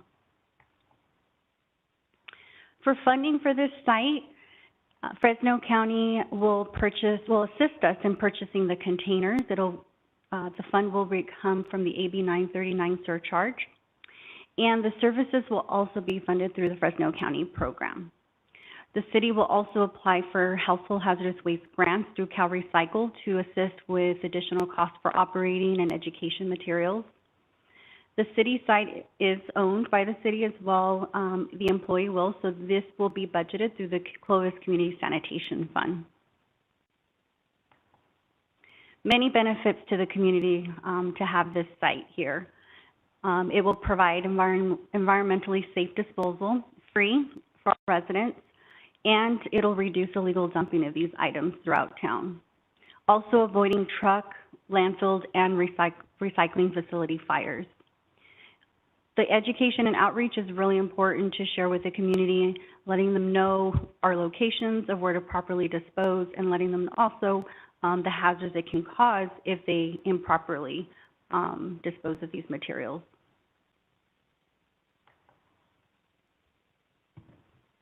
So what we're recommending is that your council approve this site as a household hazardous waste and ABOT facility, and then authorize staff to increase its budget to account for an additional utility worker to operate it. And with that, we're open for any questions. Questions for Yvette or Dan? Not necessarily a question. I've had the opportunity twice to utilize this program. Went through the rodeo grounds. It's amazing how much paint you accumulate over the years, and you don't even remember where you used it. And then you go to use it, and you look at it, I can't use this because you didn't store it properly. I think I had 15 different containers from my house, and I just recently sold my first home and had probably 10 containers there. Took 5 of them to Dun & Edwards. They can only take 5. Then I drove over to Fresno, and a business took them from me over there. And everything you said in here is correct. People are going to be inclined to dump it improperly, and it ends up in our landfill. Even worse, it can end up in our ponding basins and things like that. So this is bringing this into town, making it more accessible, even to the point of, a lot of us, I know I have to admit that I've done it. Instead of, I just throw a battery in the trash, and knowing that I can conveniently do this, I won't do that anymore. But this is good, and I'm certainly in support of it. That's all I have. Thank you. With this, do we still keep those business partners? Or are they still going to continue? Okay. Yes, that's correct. They'll be in addition to okay. Yes. And then why are the big retailers not participating, like Walmart, Target? A lot of people go there. We get paint there as well. And your Lowe's and Home Depot. Is it us reaching out, or they have some policy where those big changes aren't? Because I see more of your specific retailers joining us. Right. They may not choose to participate if it creates more work for the employee. If they feel that, filling out the forms to track the materials that they collect might be too much. There are, you know, other retail stores. I've heard of Home Depot also accepting specific items. Those programs sometimes will stay, and if there is new management and they don't continue with being an important part of their, you know, business, then they will stop. But it's been nice to have our partners here in Clovis because they've been long-term, and it's been helpful to have that currently as an option to take these ABOP items, which are the batteries, used motor oil. And the county they have a lot of education provided. They do work with the businesses in the county and here in our city to assist with adding additional network drop-off sites. So they will continue to do that, even with this city ABOP location that we plan to open. The county will continue to look at additional network sites throughout our city. And when oil's picked up in front of our home, do they only do it at the beginning of the month? Because somehow they don't pick it up, and then I have to.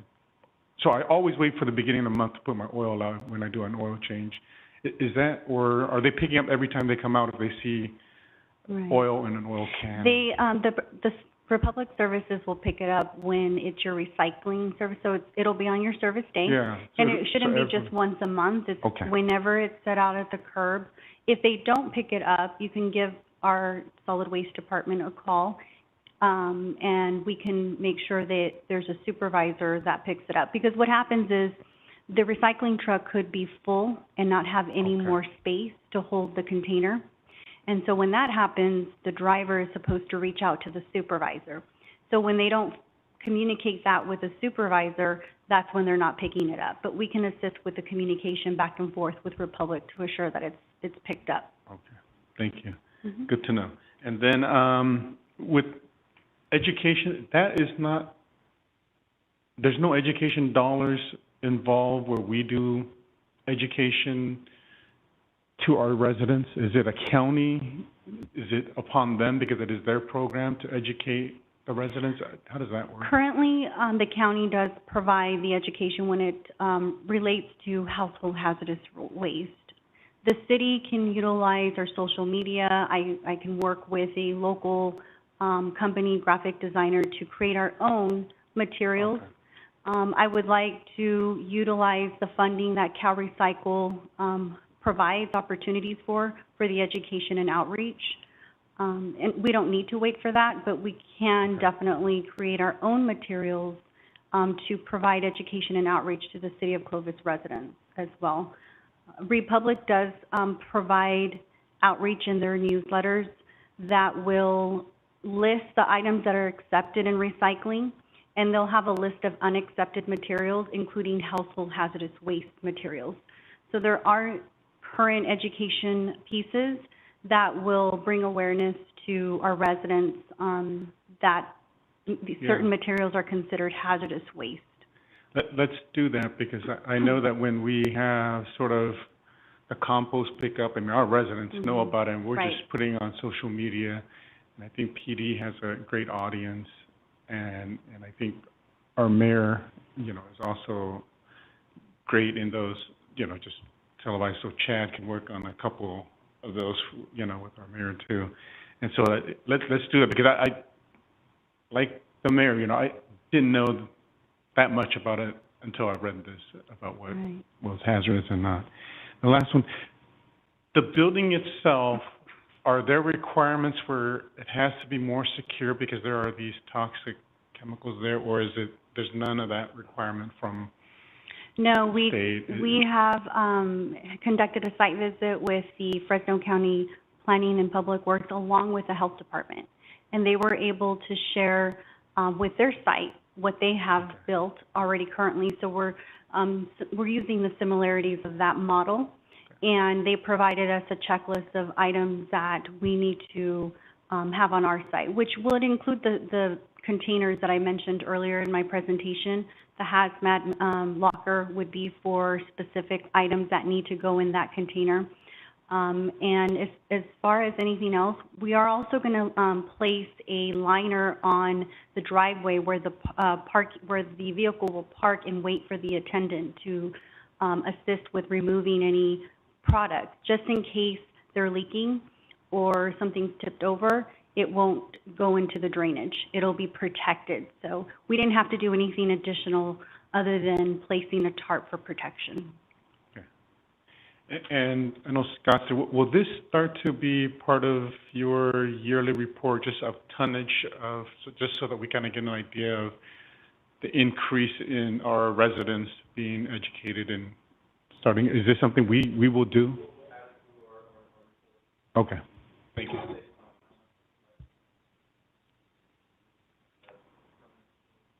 Thank you. And this site won't be exclusive to Clovis. Anyone in the county can go to the site and afford themselves with this service, right? That is correct. Okay, so then we'll educate the public. Yes, as far we will as that's educate. concerned, that anyone from the county or neighboring cities can come, and if we're closer than Kerman, they can come here. Yes, and the nice thing is that the Kerman facility will move early next year as well. And so therefore, the county residents will have two options, just depending, where they live, and they will take that opportunity because it will be closer than Kerman. It will be located near 180 and West Avenue, so off the freeway in that area. Okay. At this point, I'll open it to the public. Anyone in the public wishing to comment on this item? What's that? You want to come up to the podium?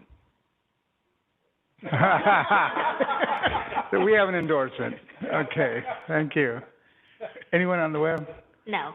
No. Okay, so I'll bring it back to the council. We have, how many items? 2 items. I'll make the motion to, what is the motion? Consider the approval of the Various resolution. items. I'll make the motion for the various items. One is to add the one utility worker position to the staff. Same motion, 2 motions?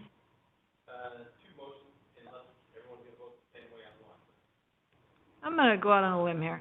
I'm going to make the motion to add 1 utility worker position and to approve the budget amendment for that new position for the site.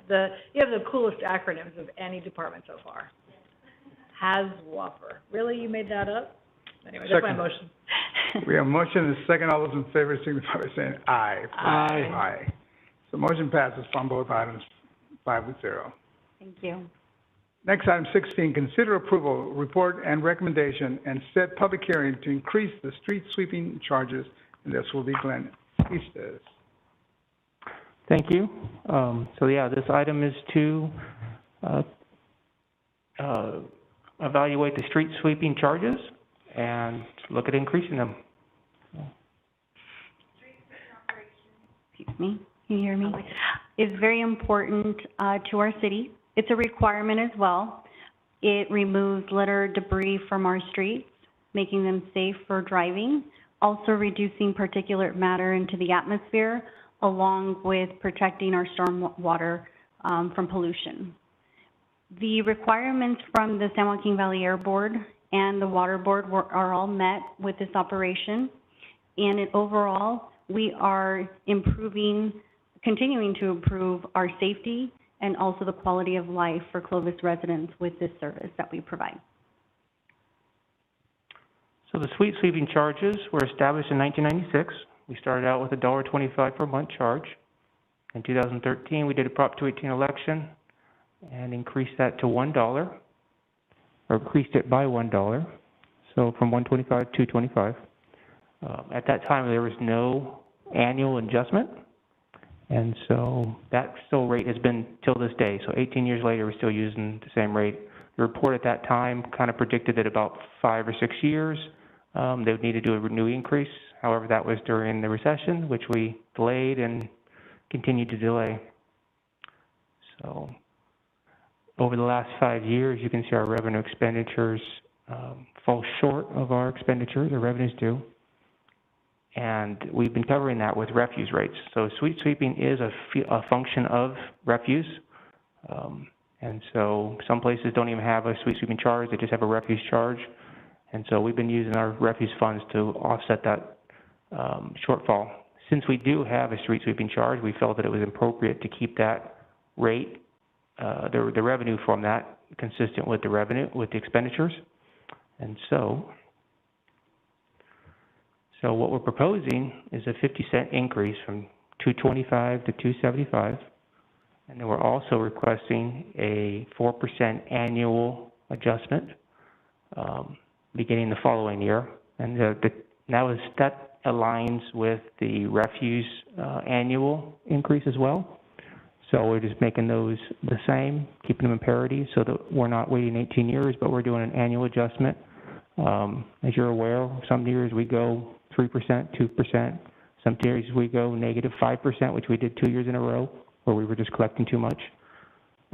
So this gives us an opportunity to evaluate it each year and just keep them consistent, not have to do large increases several years later. So the proposed increase will increase the revenue by about $260,000.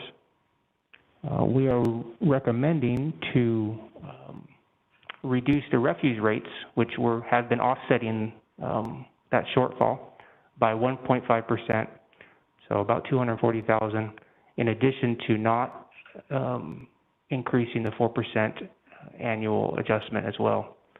So both of those rates we hope to make effective July 1st, 2022. Just so as we're doing the refuse rates, we do the street sweeper rates at the same time. So that's putting them on the same line together.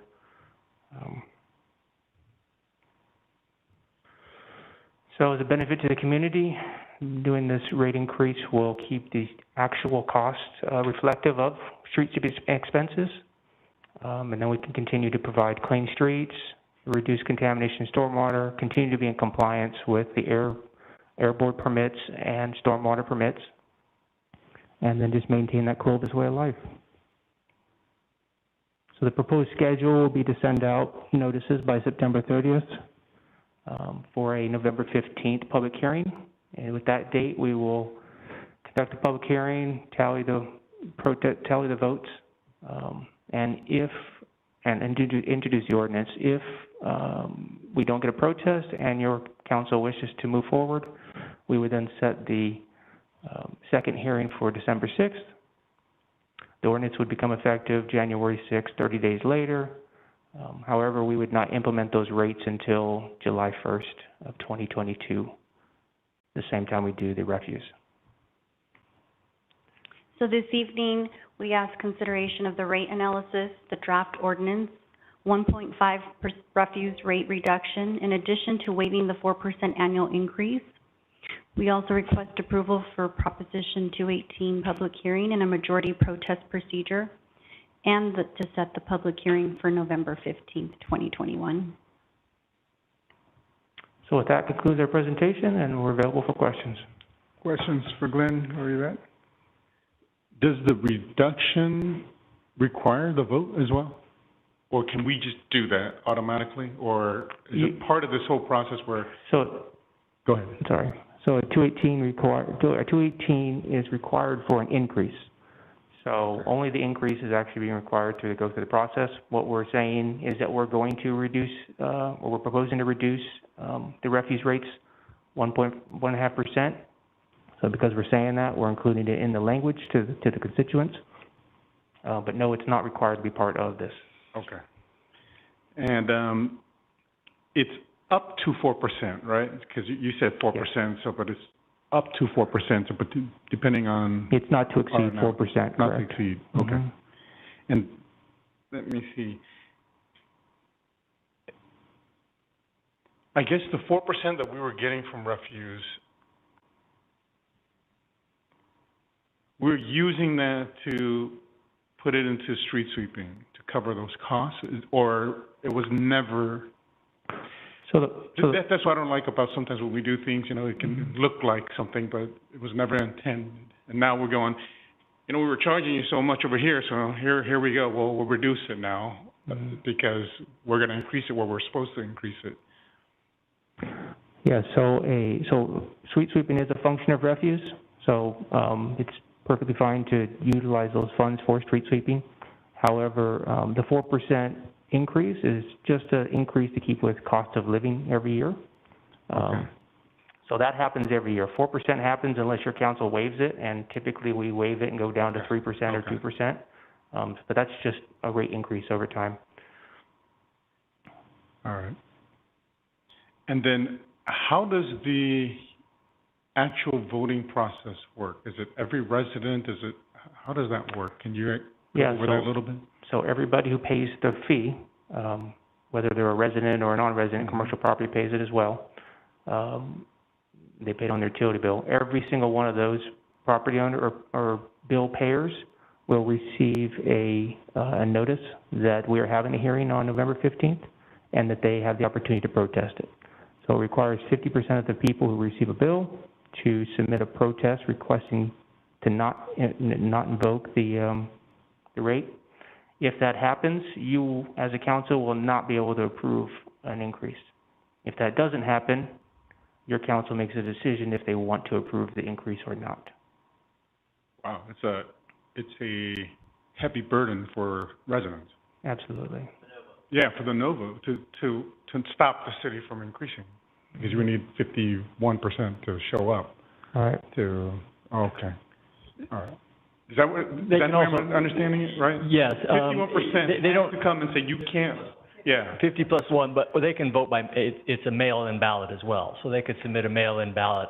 Prop 218 recognized truly the importance and need for utility services, so they're subject to a little bit different requirements than, say, the LMD. The LMD, you have to have a majority of the submitted ballots in favor of the increase. For essential services like water, sewer, and garbage, it takes 50% plus 1 to protest and avoid it. Thanks for the explanation, Luke. Thank you, Glenn. Bob? Thank you. So... To beat you on the... I feel like I was on Jeopardy. What is... Yeah. So the timing, is it one conditioned upon the other? The reduction of 1.5% is going to take place only if there's a passage of the street sweeping. Is that conditioned in the paperwork that I have not read thoroughly? So that's a recommendation. If it's approved, then it would be a condition of it. If not, your council would still make the decision in July of 2022 whether or not to go with a 4% increase or reduction or whatever it is. So you still hold that ability to make a decision later.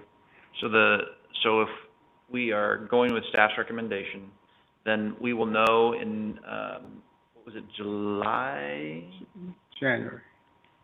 Oh, it goes into effect in July, and we'll know in January how the vote happened. You'll know by November 15th. Oh, right, I see that now. Yes. Okay. And then, once we know on November 15th of 2021, that we can, at least how they voted, and then we will apparently make our vote on December 6th of 2021 as to whether we're going to go forward with 4% or up to 4% increase. Is that when you are expecting to do the 1.5% decrease in refuse?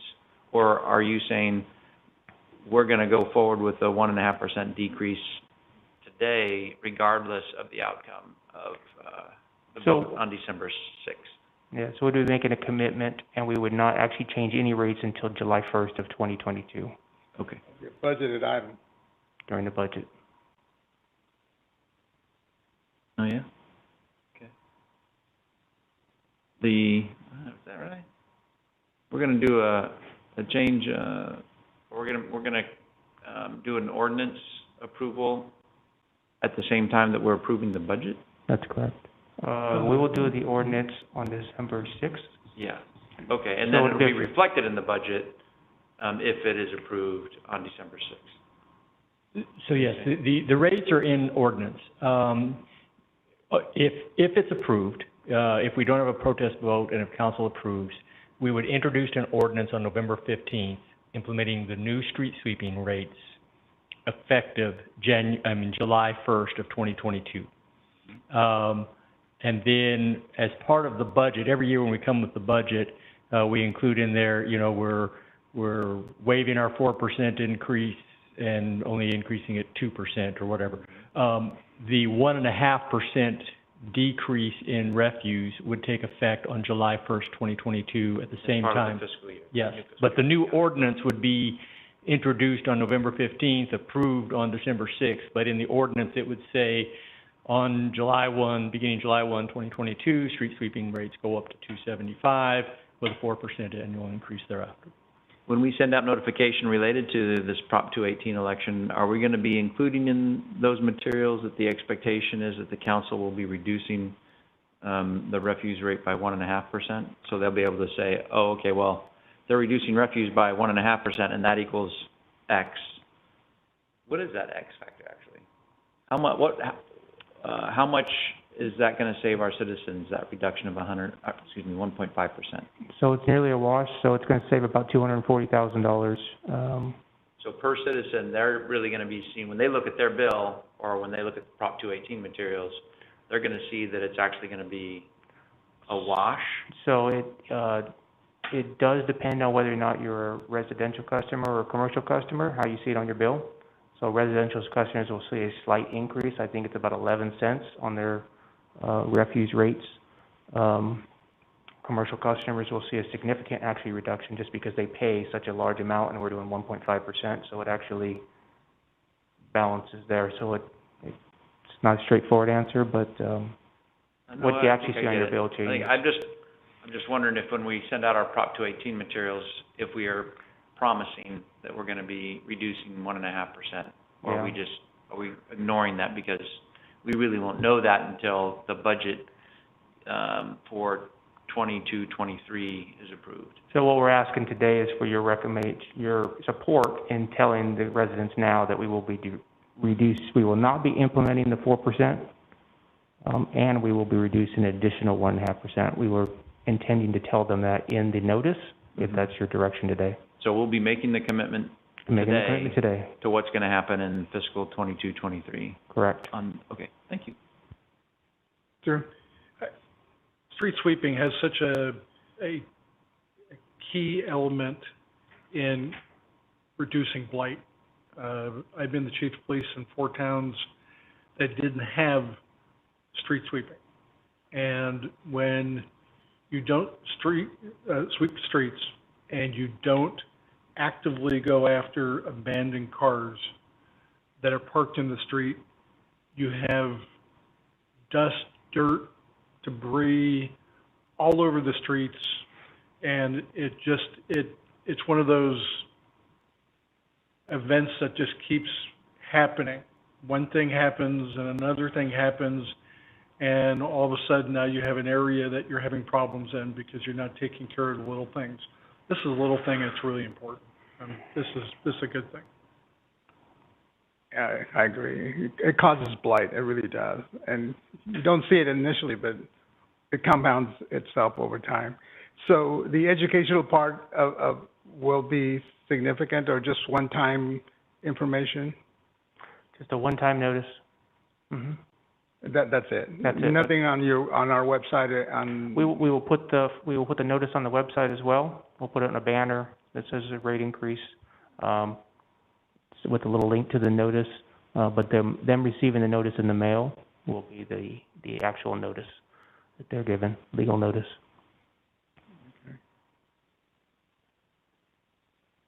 So I'll open it to the public. Anybody in the public wishing to comment on this item? Anybody on the web? No. No correspondence? Okay, so what's the pleasure of the council?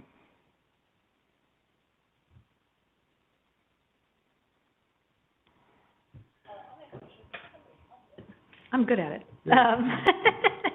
I'll make a motion that we accept staff recommendation and set the public hearing to increase street sweeping charges. Second. We have a motion and a second. All those in favor signify by saying aye. Aye. Motion carries 5-0. Thank you. I was trying to read, because am I remembering that Prop 218 also, not limits, but like limits the kind of education you can do? Yes, we cannot advocate one way or another. We just have to provide neutral information as to what is Well, happening. that always is I thought it was, I mean, I really don't think I've ever seen a Prop 218 that just wasn't the one sheet thing. I guess, is that not a part of the statute on 218? That's what I was trying to look up. It doesn't matter. It's gone. I'll defer to the city attorney. I'm going to guess that it's not gonna be like those little postcards that people receive when there's a hearing. No, I'm assuming it's gonna be a little bit more glossy. Oh, the ones I've ever seen are black, white, they look just like this. Like, they're not very interesting. Okay, moving on to item 17, part of council items. Consider the League of California Cities annual resolutions and proposed bylaws amendments set for consideration at the annual conference on September 22nd through the 24th. Luke. Thank you, Mr. Mayor, members of the council. This week is the annual League of California Cities Conference, and there are a couple of resolutions that will be voted on, and we are bringing those and some proposed amendments to the bylaws to council for consideration and direction to the voting delegate. The first resolution is a request for the state legislature to pass legislation that provides for a fair and equitable distribution of sales tax. As council is aware, with distribution centers and how they book their sales tax, it can change drastically whether the tax is paid or is distributed to the city where the product is delivered or where the distribution center is. There's a handful of cities in the state that have distribution centers that, and we recognize that there's an impact to them of having a distribution center, but it's probably not worth all the sales tax going there. And this has been an issue in the state for a few years. It was at one time a high priority with League of Cities, and then when the COVID pandemic hit, it kind of went to the back burner. But there have been some recent changes in the way Amazon works the ownership of the distribution centers. That has it's going to have a very significant effect on us and other cities. All the sales tax will be going to those distribution centers, the location where the distribution center is, rather than to the delivery. And with the major shift to online shopping, it's really time to get the Bradley Burns tax distribution in line with the 21st century and how we shop and buy and deliver products. So the League is recommending that the state legislature work this through and come up with an equitable and fair way to distribute the sales tax that takes into account the new ways of shopping. Staff's recommendation on that resolution is to approve as it's amended and is in the package. Resolution number 2 is a request for the governor and legislature to provide adequate regulatory authority and funding to assist cities with railroad right-of-way issues to address illegal dumping, graffiti, and homeless encampments. This is it's limited. It really affects, obviously, the cities that have railways running through them. Generally, as a city, we don't weigh in on stuff that doesn't impact us. However, our Old Town Trail is an old railway right-of-way, and there are still some requirements that should, in the future, a commuter line come in, that trail could be converted back into a rail line. So we do have at least some nexus to take a position on this. It is a challenge for those cities that have active railways going through them. If they don't have the authority to police them, if they don't have the funding to keep them clean, it can become a source of blight.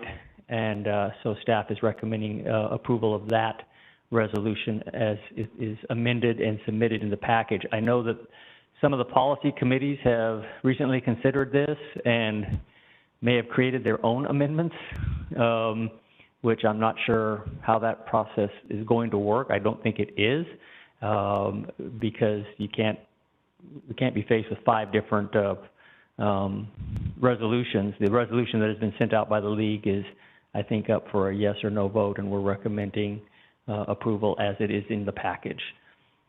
In addition to the resolution, there are some bylaw amendments.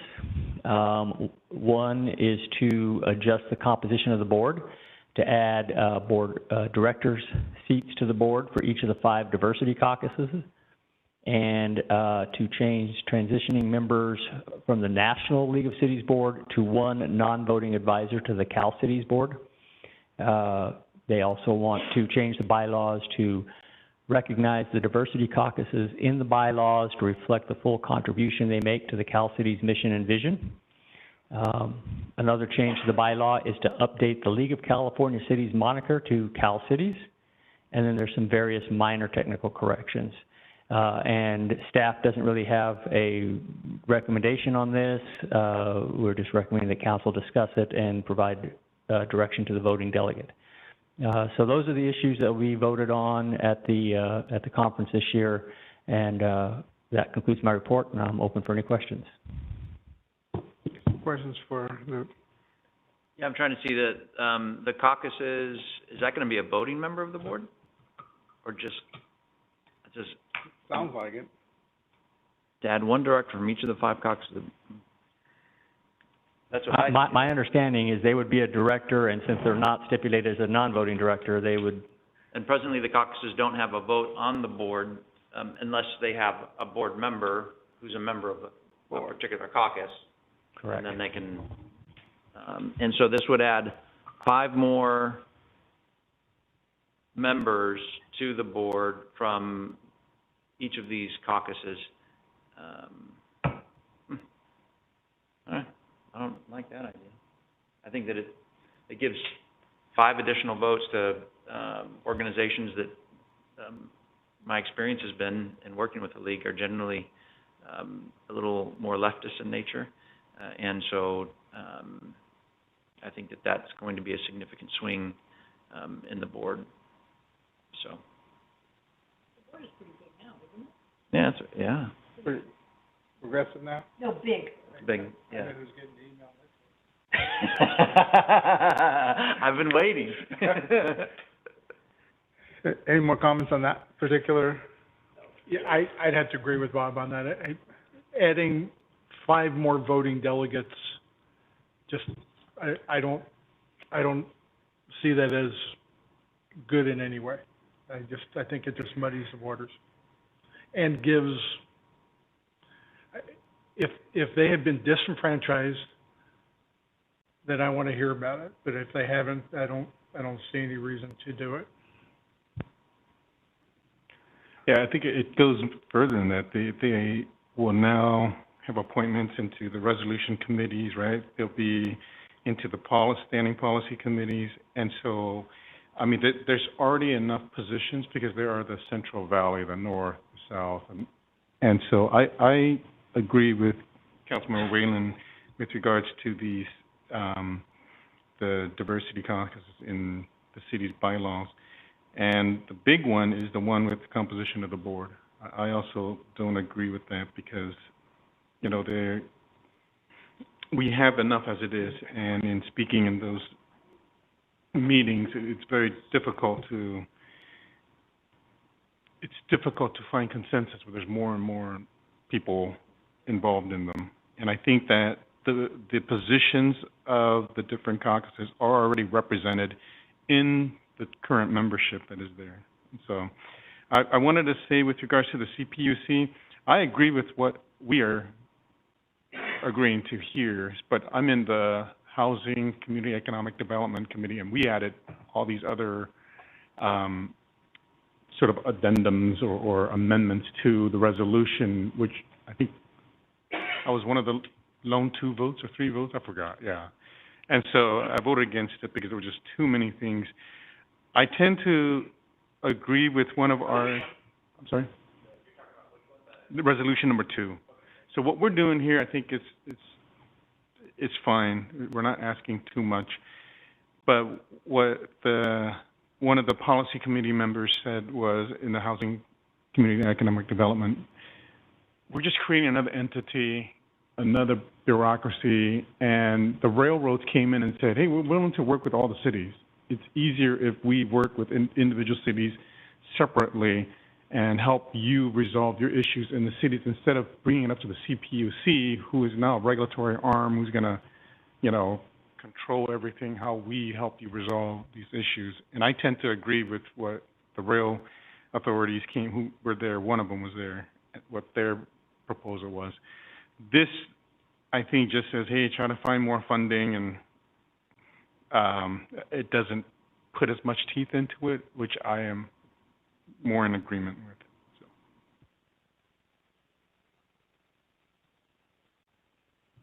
As stated here, I agree with us. Yeah, I was going to vote yes, but when our committee added all those amendments to it, that's when I voted no. Because they wanted what? They wanted to ensure, CPUC to ensure that the railways respond in a specific amount of time if a city made a request. But you're okay with But what we're doing here, I'm stands. okay with, yes. Okay. So going back to the caucuses, I'm with the majority of the council here that there's plenty of representation for those caucuses on the board, and they've held positions of leadership on the league. So the California senator was once the president of the league, or the city of Los Angeles, and so I don't believe there's been disenfranchisement at the league because of being a part of a minority. So yeah, it will just dilute the work of others to do the same thing. Again, there's a new caucus, you have another board member, so someday you could have 30, I think.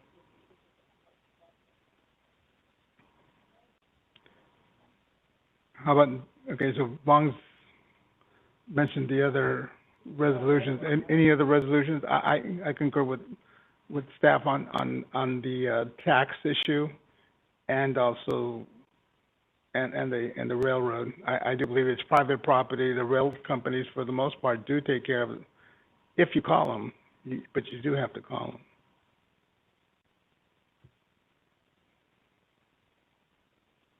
I guess my only comment on that resolution number 2 is we've done some work in Fresno County, so if there's any way to provide funding to assist cities and counties with suicide as a result of the rails, when they talk about the impact of dying by suicide by stepping in front of a train, both obviously on the individual, the family, but the conductor as well, as a huge, so I mean, just someday if we're going to ask the railroads to help, they could really help with the mental health piece of that as well. I know that's not in the resolution, but if there was ever a chance to expand it, I would. But that is a phenomenon. It is a phenomenon, yeah.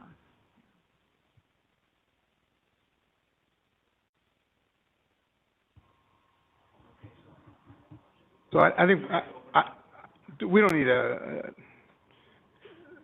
a motion with just direction from the council, right?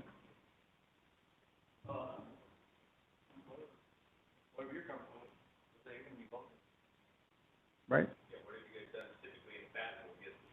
I think we normally just do the consensus of city council consensus to provide direction, and what I'm hearing right now is a yes on 1, yes on resolution number 2 as currently written, and a no on the change to the bylaws. Yes, that's what I'm hearing. Is it an all or nothing on the bylaws? Because some of those technical changes, I think. Yeah, my recommendation would be that we provide the voting delegate, possibly a no on the increase. The increase to the board of directors on items 1 and 2 on the screen right now. I think updating the moniker and various technical corrections would warrant approval. So, okay.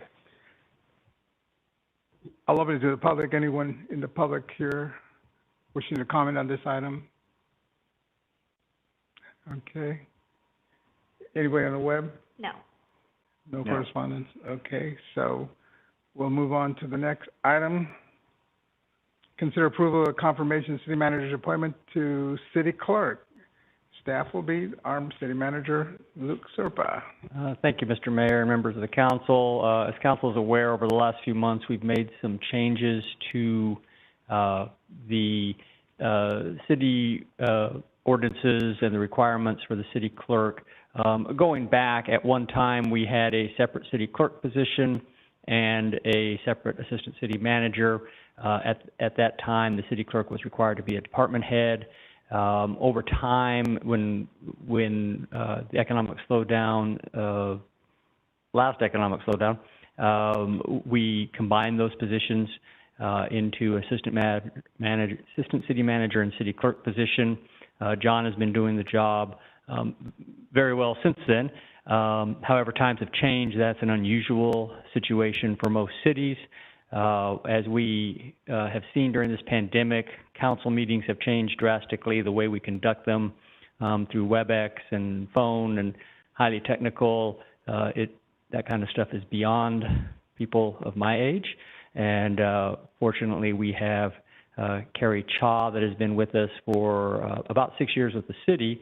And she has been working in the administration office and as deputy city clerk, and has stepped in and done a tremendous job getting us up to speed on how we run our council meetings, modernizing the software that goes on behind the scenes for putting together the agenda, and has been a tremendous asset to us. I don't think we would be where we are at without her. And with the changes we have made, separating the city clerk position from the assistant city manager, and making it no longer necessary to be a department head. It's now a position that is appointed by the city manager with confirmation by council. I am very pleased tonight to present to you for confirmation Carrie Cha's appointment as city clerk. And that concludes my report. I think she has a lengthy speech prepared. And PowerPoint, yeah. So it's time to applaud, or would you like to make some comments? Sure. First off, thank you so much, Luke. I am so excited and incredibly just honored for this opportunity. I will be honest, I never really envisioned a career in government for myself before my time with the city. And I started as an economic development intern. Thanks, Andy, for hiring me. And it's been an incredible experience just learning about the amazing work that gets done in local government from the city manager's office and from everybody in the city. I've had such a wonderful experience just getting to learn from everyone, and exactly what Chief Banaski said earlier this evening, that all of the departments, they work so well together and they continuously support each other, and that has been my experience in the last 6 years here. And so I just like to thank Luke, John, and Andy for believing in me, for supporting me, and for teaching me so much, from all things water to all things city clerk and all things economic development. I am really looking forward to working as the city clerk at the pleasure of the city council. And thank you. If you confirm this, thank you for entrusting me with thank you for entrusting me with the important work of the city clerk. Yes. I just didn't want to get ahead of myself there, but you have a flip of a switch, you could call this whole thing off, and you have a lot of control. And we wouldn't know what to do. Comments from the council, or? I think Lynn and I probably experienced you more firsthand because of the election, and I think that's a big part of the city clerk. And so, I just want to say that during that time, you were just very professional, and you really helped us understand, or even new candidates to understand the process and to guide, the process along. So, and then just in seeing how, you've grown from being here, seeing you at the meetings, I think this is well-deserved, and congratulations. What impact will this have on the civil rivalry? Not much. I do have to thank my sister, Lily. She works in the planning department. I was in my junior year at Fresno State, and she forwarded me an email that gets sent out, from personnel that, Andy was hiring for an intern. And I was looking, at the time I was working like 3 jobs in college, and I was really looking for some experience in a professional environment. And Andy knows this. I did not know what economic development was when I came into the interview, and I was honest with them, and I said, if you're willing to teach me, I'm willing to learn. And I'm so grateful for him and for John and Luke and everybody in that city manager's office. They've taught me everything, and I am excited to continue a career in local government. They've really showed me what it means to deliver local government better than anybody today and tomorrow. And I want to continue with that mission.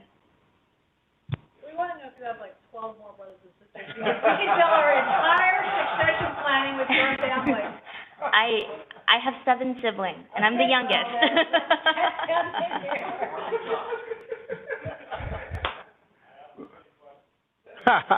But just like Chief Banansky, we as a city are fortunate to have that kind of leadership, and we share it throughout the region. And we've done the same with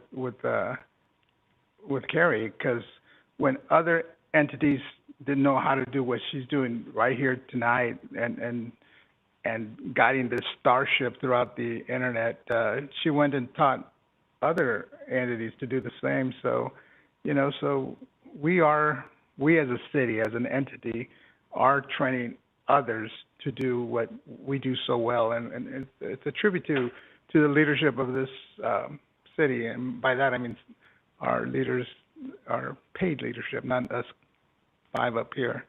So, Andy, thank you for trusting somebody and taking a chance on bringing her on, and that's the kind of people we need working for us here in Clovis and delivering the service not only to our residents but beyond, and that's what we hear on a daily basis, that we saw Yvette and Glenn and their service that they propose will be regional. It won't be just Clovis, and that's the way alive of Clovis. So I'd be happy to make a motion if you're going to open the public. Did you already do public comment, or? Anyone from the public wishing to comment on this? She will let them on. She has the ability to go, no, there is none. There's going to be a whole. Anybody from the web? There are none. No, Nothing. Okay. I'll make a motion that we confirm Carrie's appointment as a city clerk with I'll our second. heartiest congratulations. Okay, And I'll we have a second it. motion, a second. All those in favor signify by saying aye. Aye. So it's unanimous.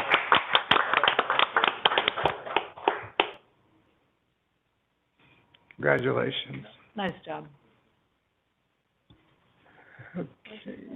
No, we already did that, okay. I thought we had something to do with the treasurer as well, but. We did amend. The question was if we had done something with the city treasurer's position, and we actually did amend the ordinance to say the appointment runs with the finance director. Yeah, we did that a few weeks ago. Luke, city manager's comments? So, I had hoped to be done with these graphs, but they continue, so, but they are at least heading in the right direction. That's a good graph. Yeah, again, there's 2 side-by-side graphs. One, the one on the left is the date the confirmed case was reported, and on the right is the date it occurred. And as you would expect, they occur a few days before, and there's some uncertainty between when it actually occurs before it gets reported. Looking at these 2 graphs, the dark black line is the Fresno County per capita rate of confirmed cases, and the heavy gray line that tracks similar but a little lower is the state confirmed cases on a per capita basis, on per 100,000. They are both headed downwards, which is good news. These are similar graphs for the deaths. The reported date on the left, the actual date of death on the right. Again, the gray line is the state number, the black line is the Fresno County number on a per capita basis, And again, these numbers are headed in the right direction. Hopefully, we are coming out of this third wave. And then this last is on the hospitalizations in Fresno County. Again, you can see the downward trend in both the confirmed cases in the hospital and in the ICU cases, the red being the ICU and the blue being the hospitalizations. So, you know, we're not out of this yet. We still have high numbers. If we had the tier system, our numbers would still put us in the purple tier, but hopefully we're headed in the right direction and come out of this soon. So that concludes my report and comments, and open for any questions on these graphs if you have any. Questions for them? Could you just toss in maybe the vaccination rate? Our zip code is pretty high, but the county is still pretty low. Maybe can you just toss in the slide vaccination rate next time? Sure. I should know that, but I just, it'd be interesting to just. Yeah, I think last time I looked, Fresno County fully vaccinated was about 53%. The state rates are up around 70%. And you can go back a slide or two, John.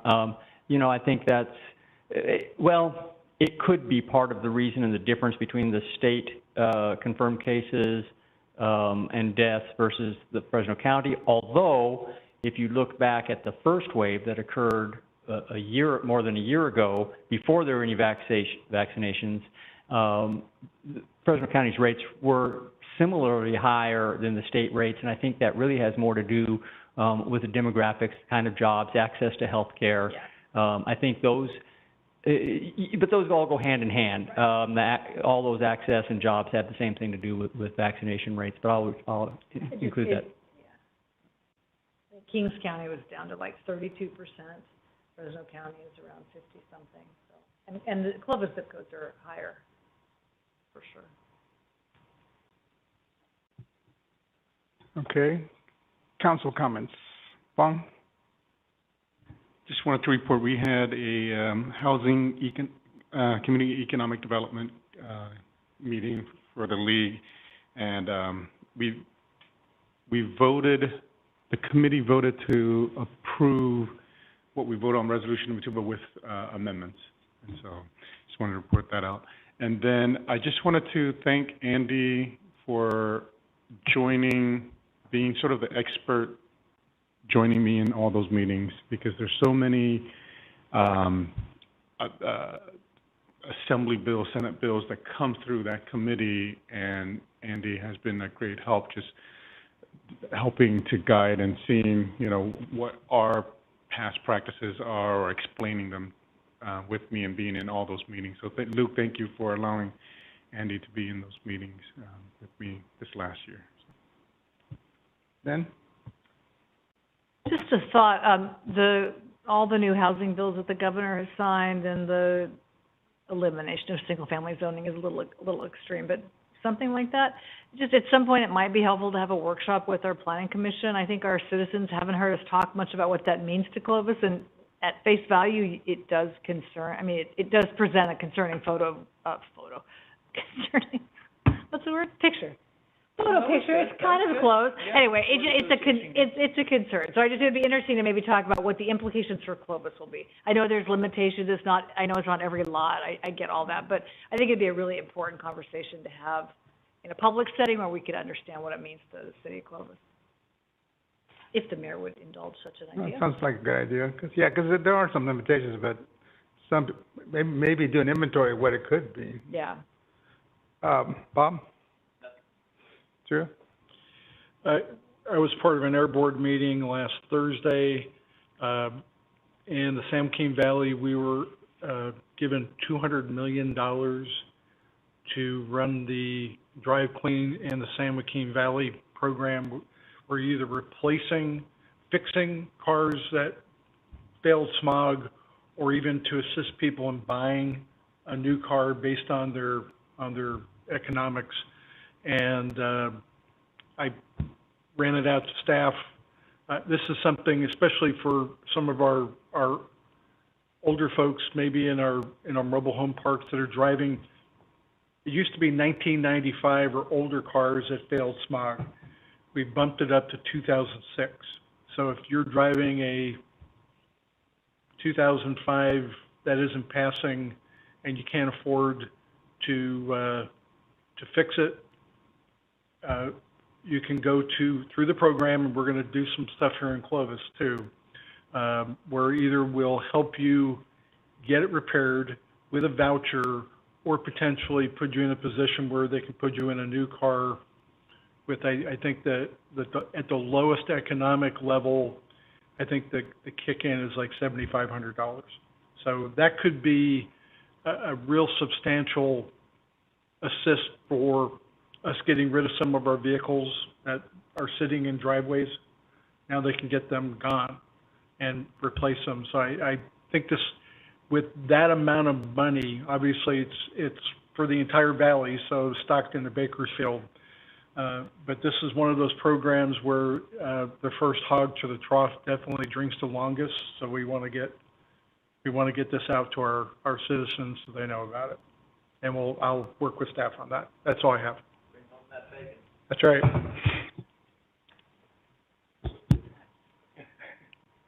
Going back to COVID, there's two ways to get active immunity. One is to actually have the disease and survive it. That's called natural immunity. It really works. 27% better than a vaccine, according to new studies that no one wants to acknowledge. But so our public health people better start trusting science. But vaccines work. They're effective, and we have 3 that actually work. So if people are a little older, a little fluffier, have other comorbidities, they should get vaccinated, because you don't want to play that Russian roulette of actually getting that disease. No. We don't need the booster. FDA says it. Not that, yeah, the FDA said. Okay. Anyway, so with that, we'll adjourn our meeting.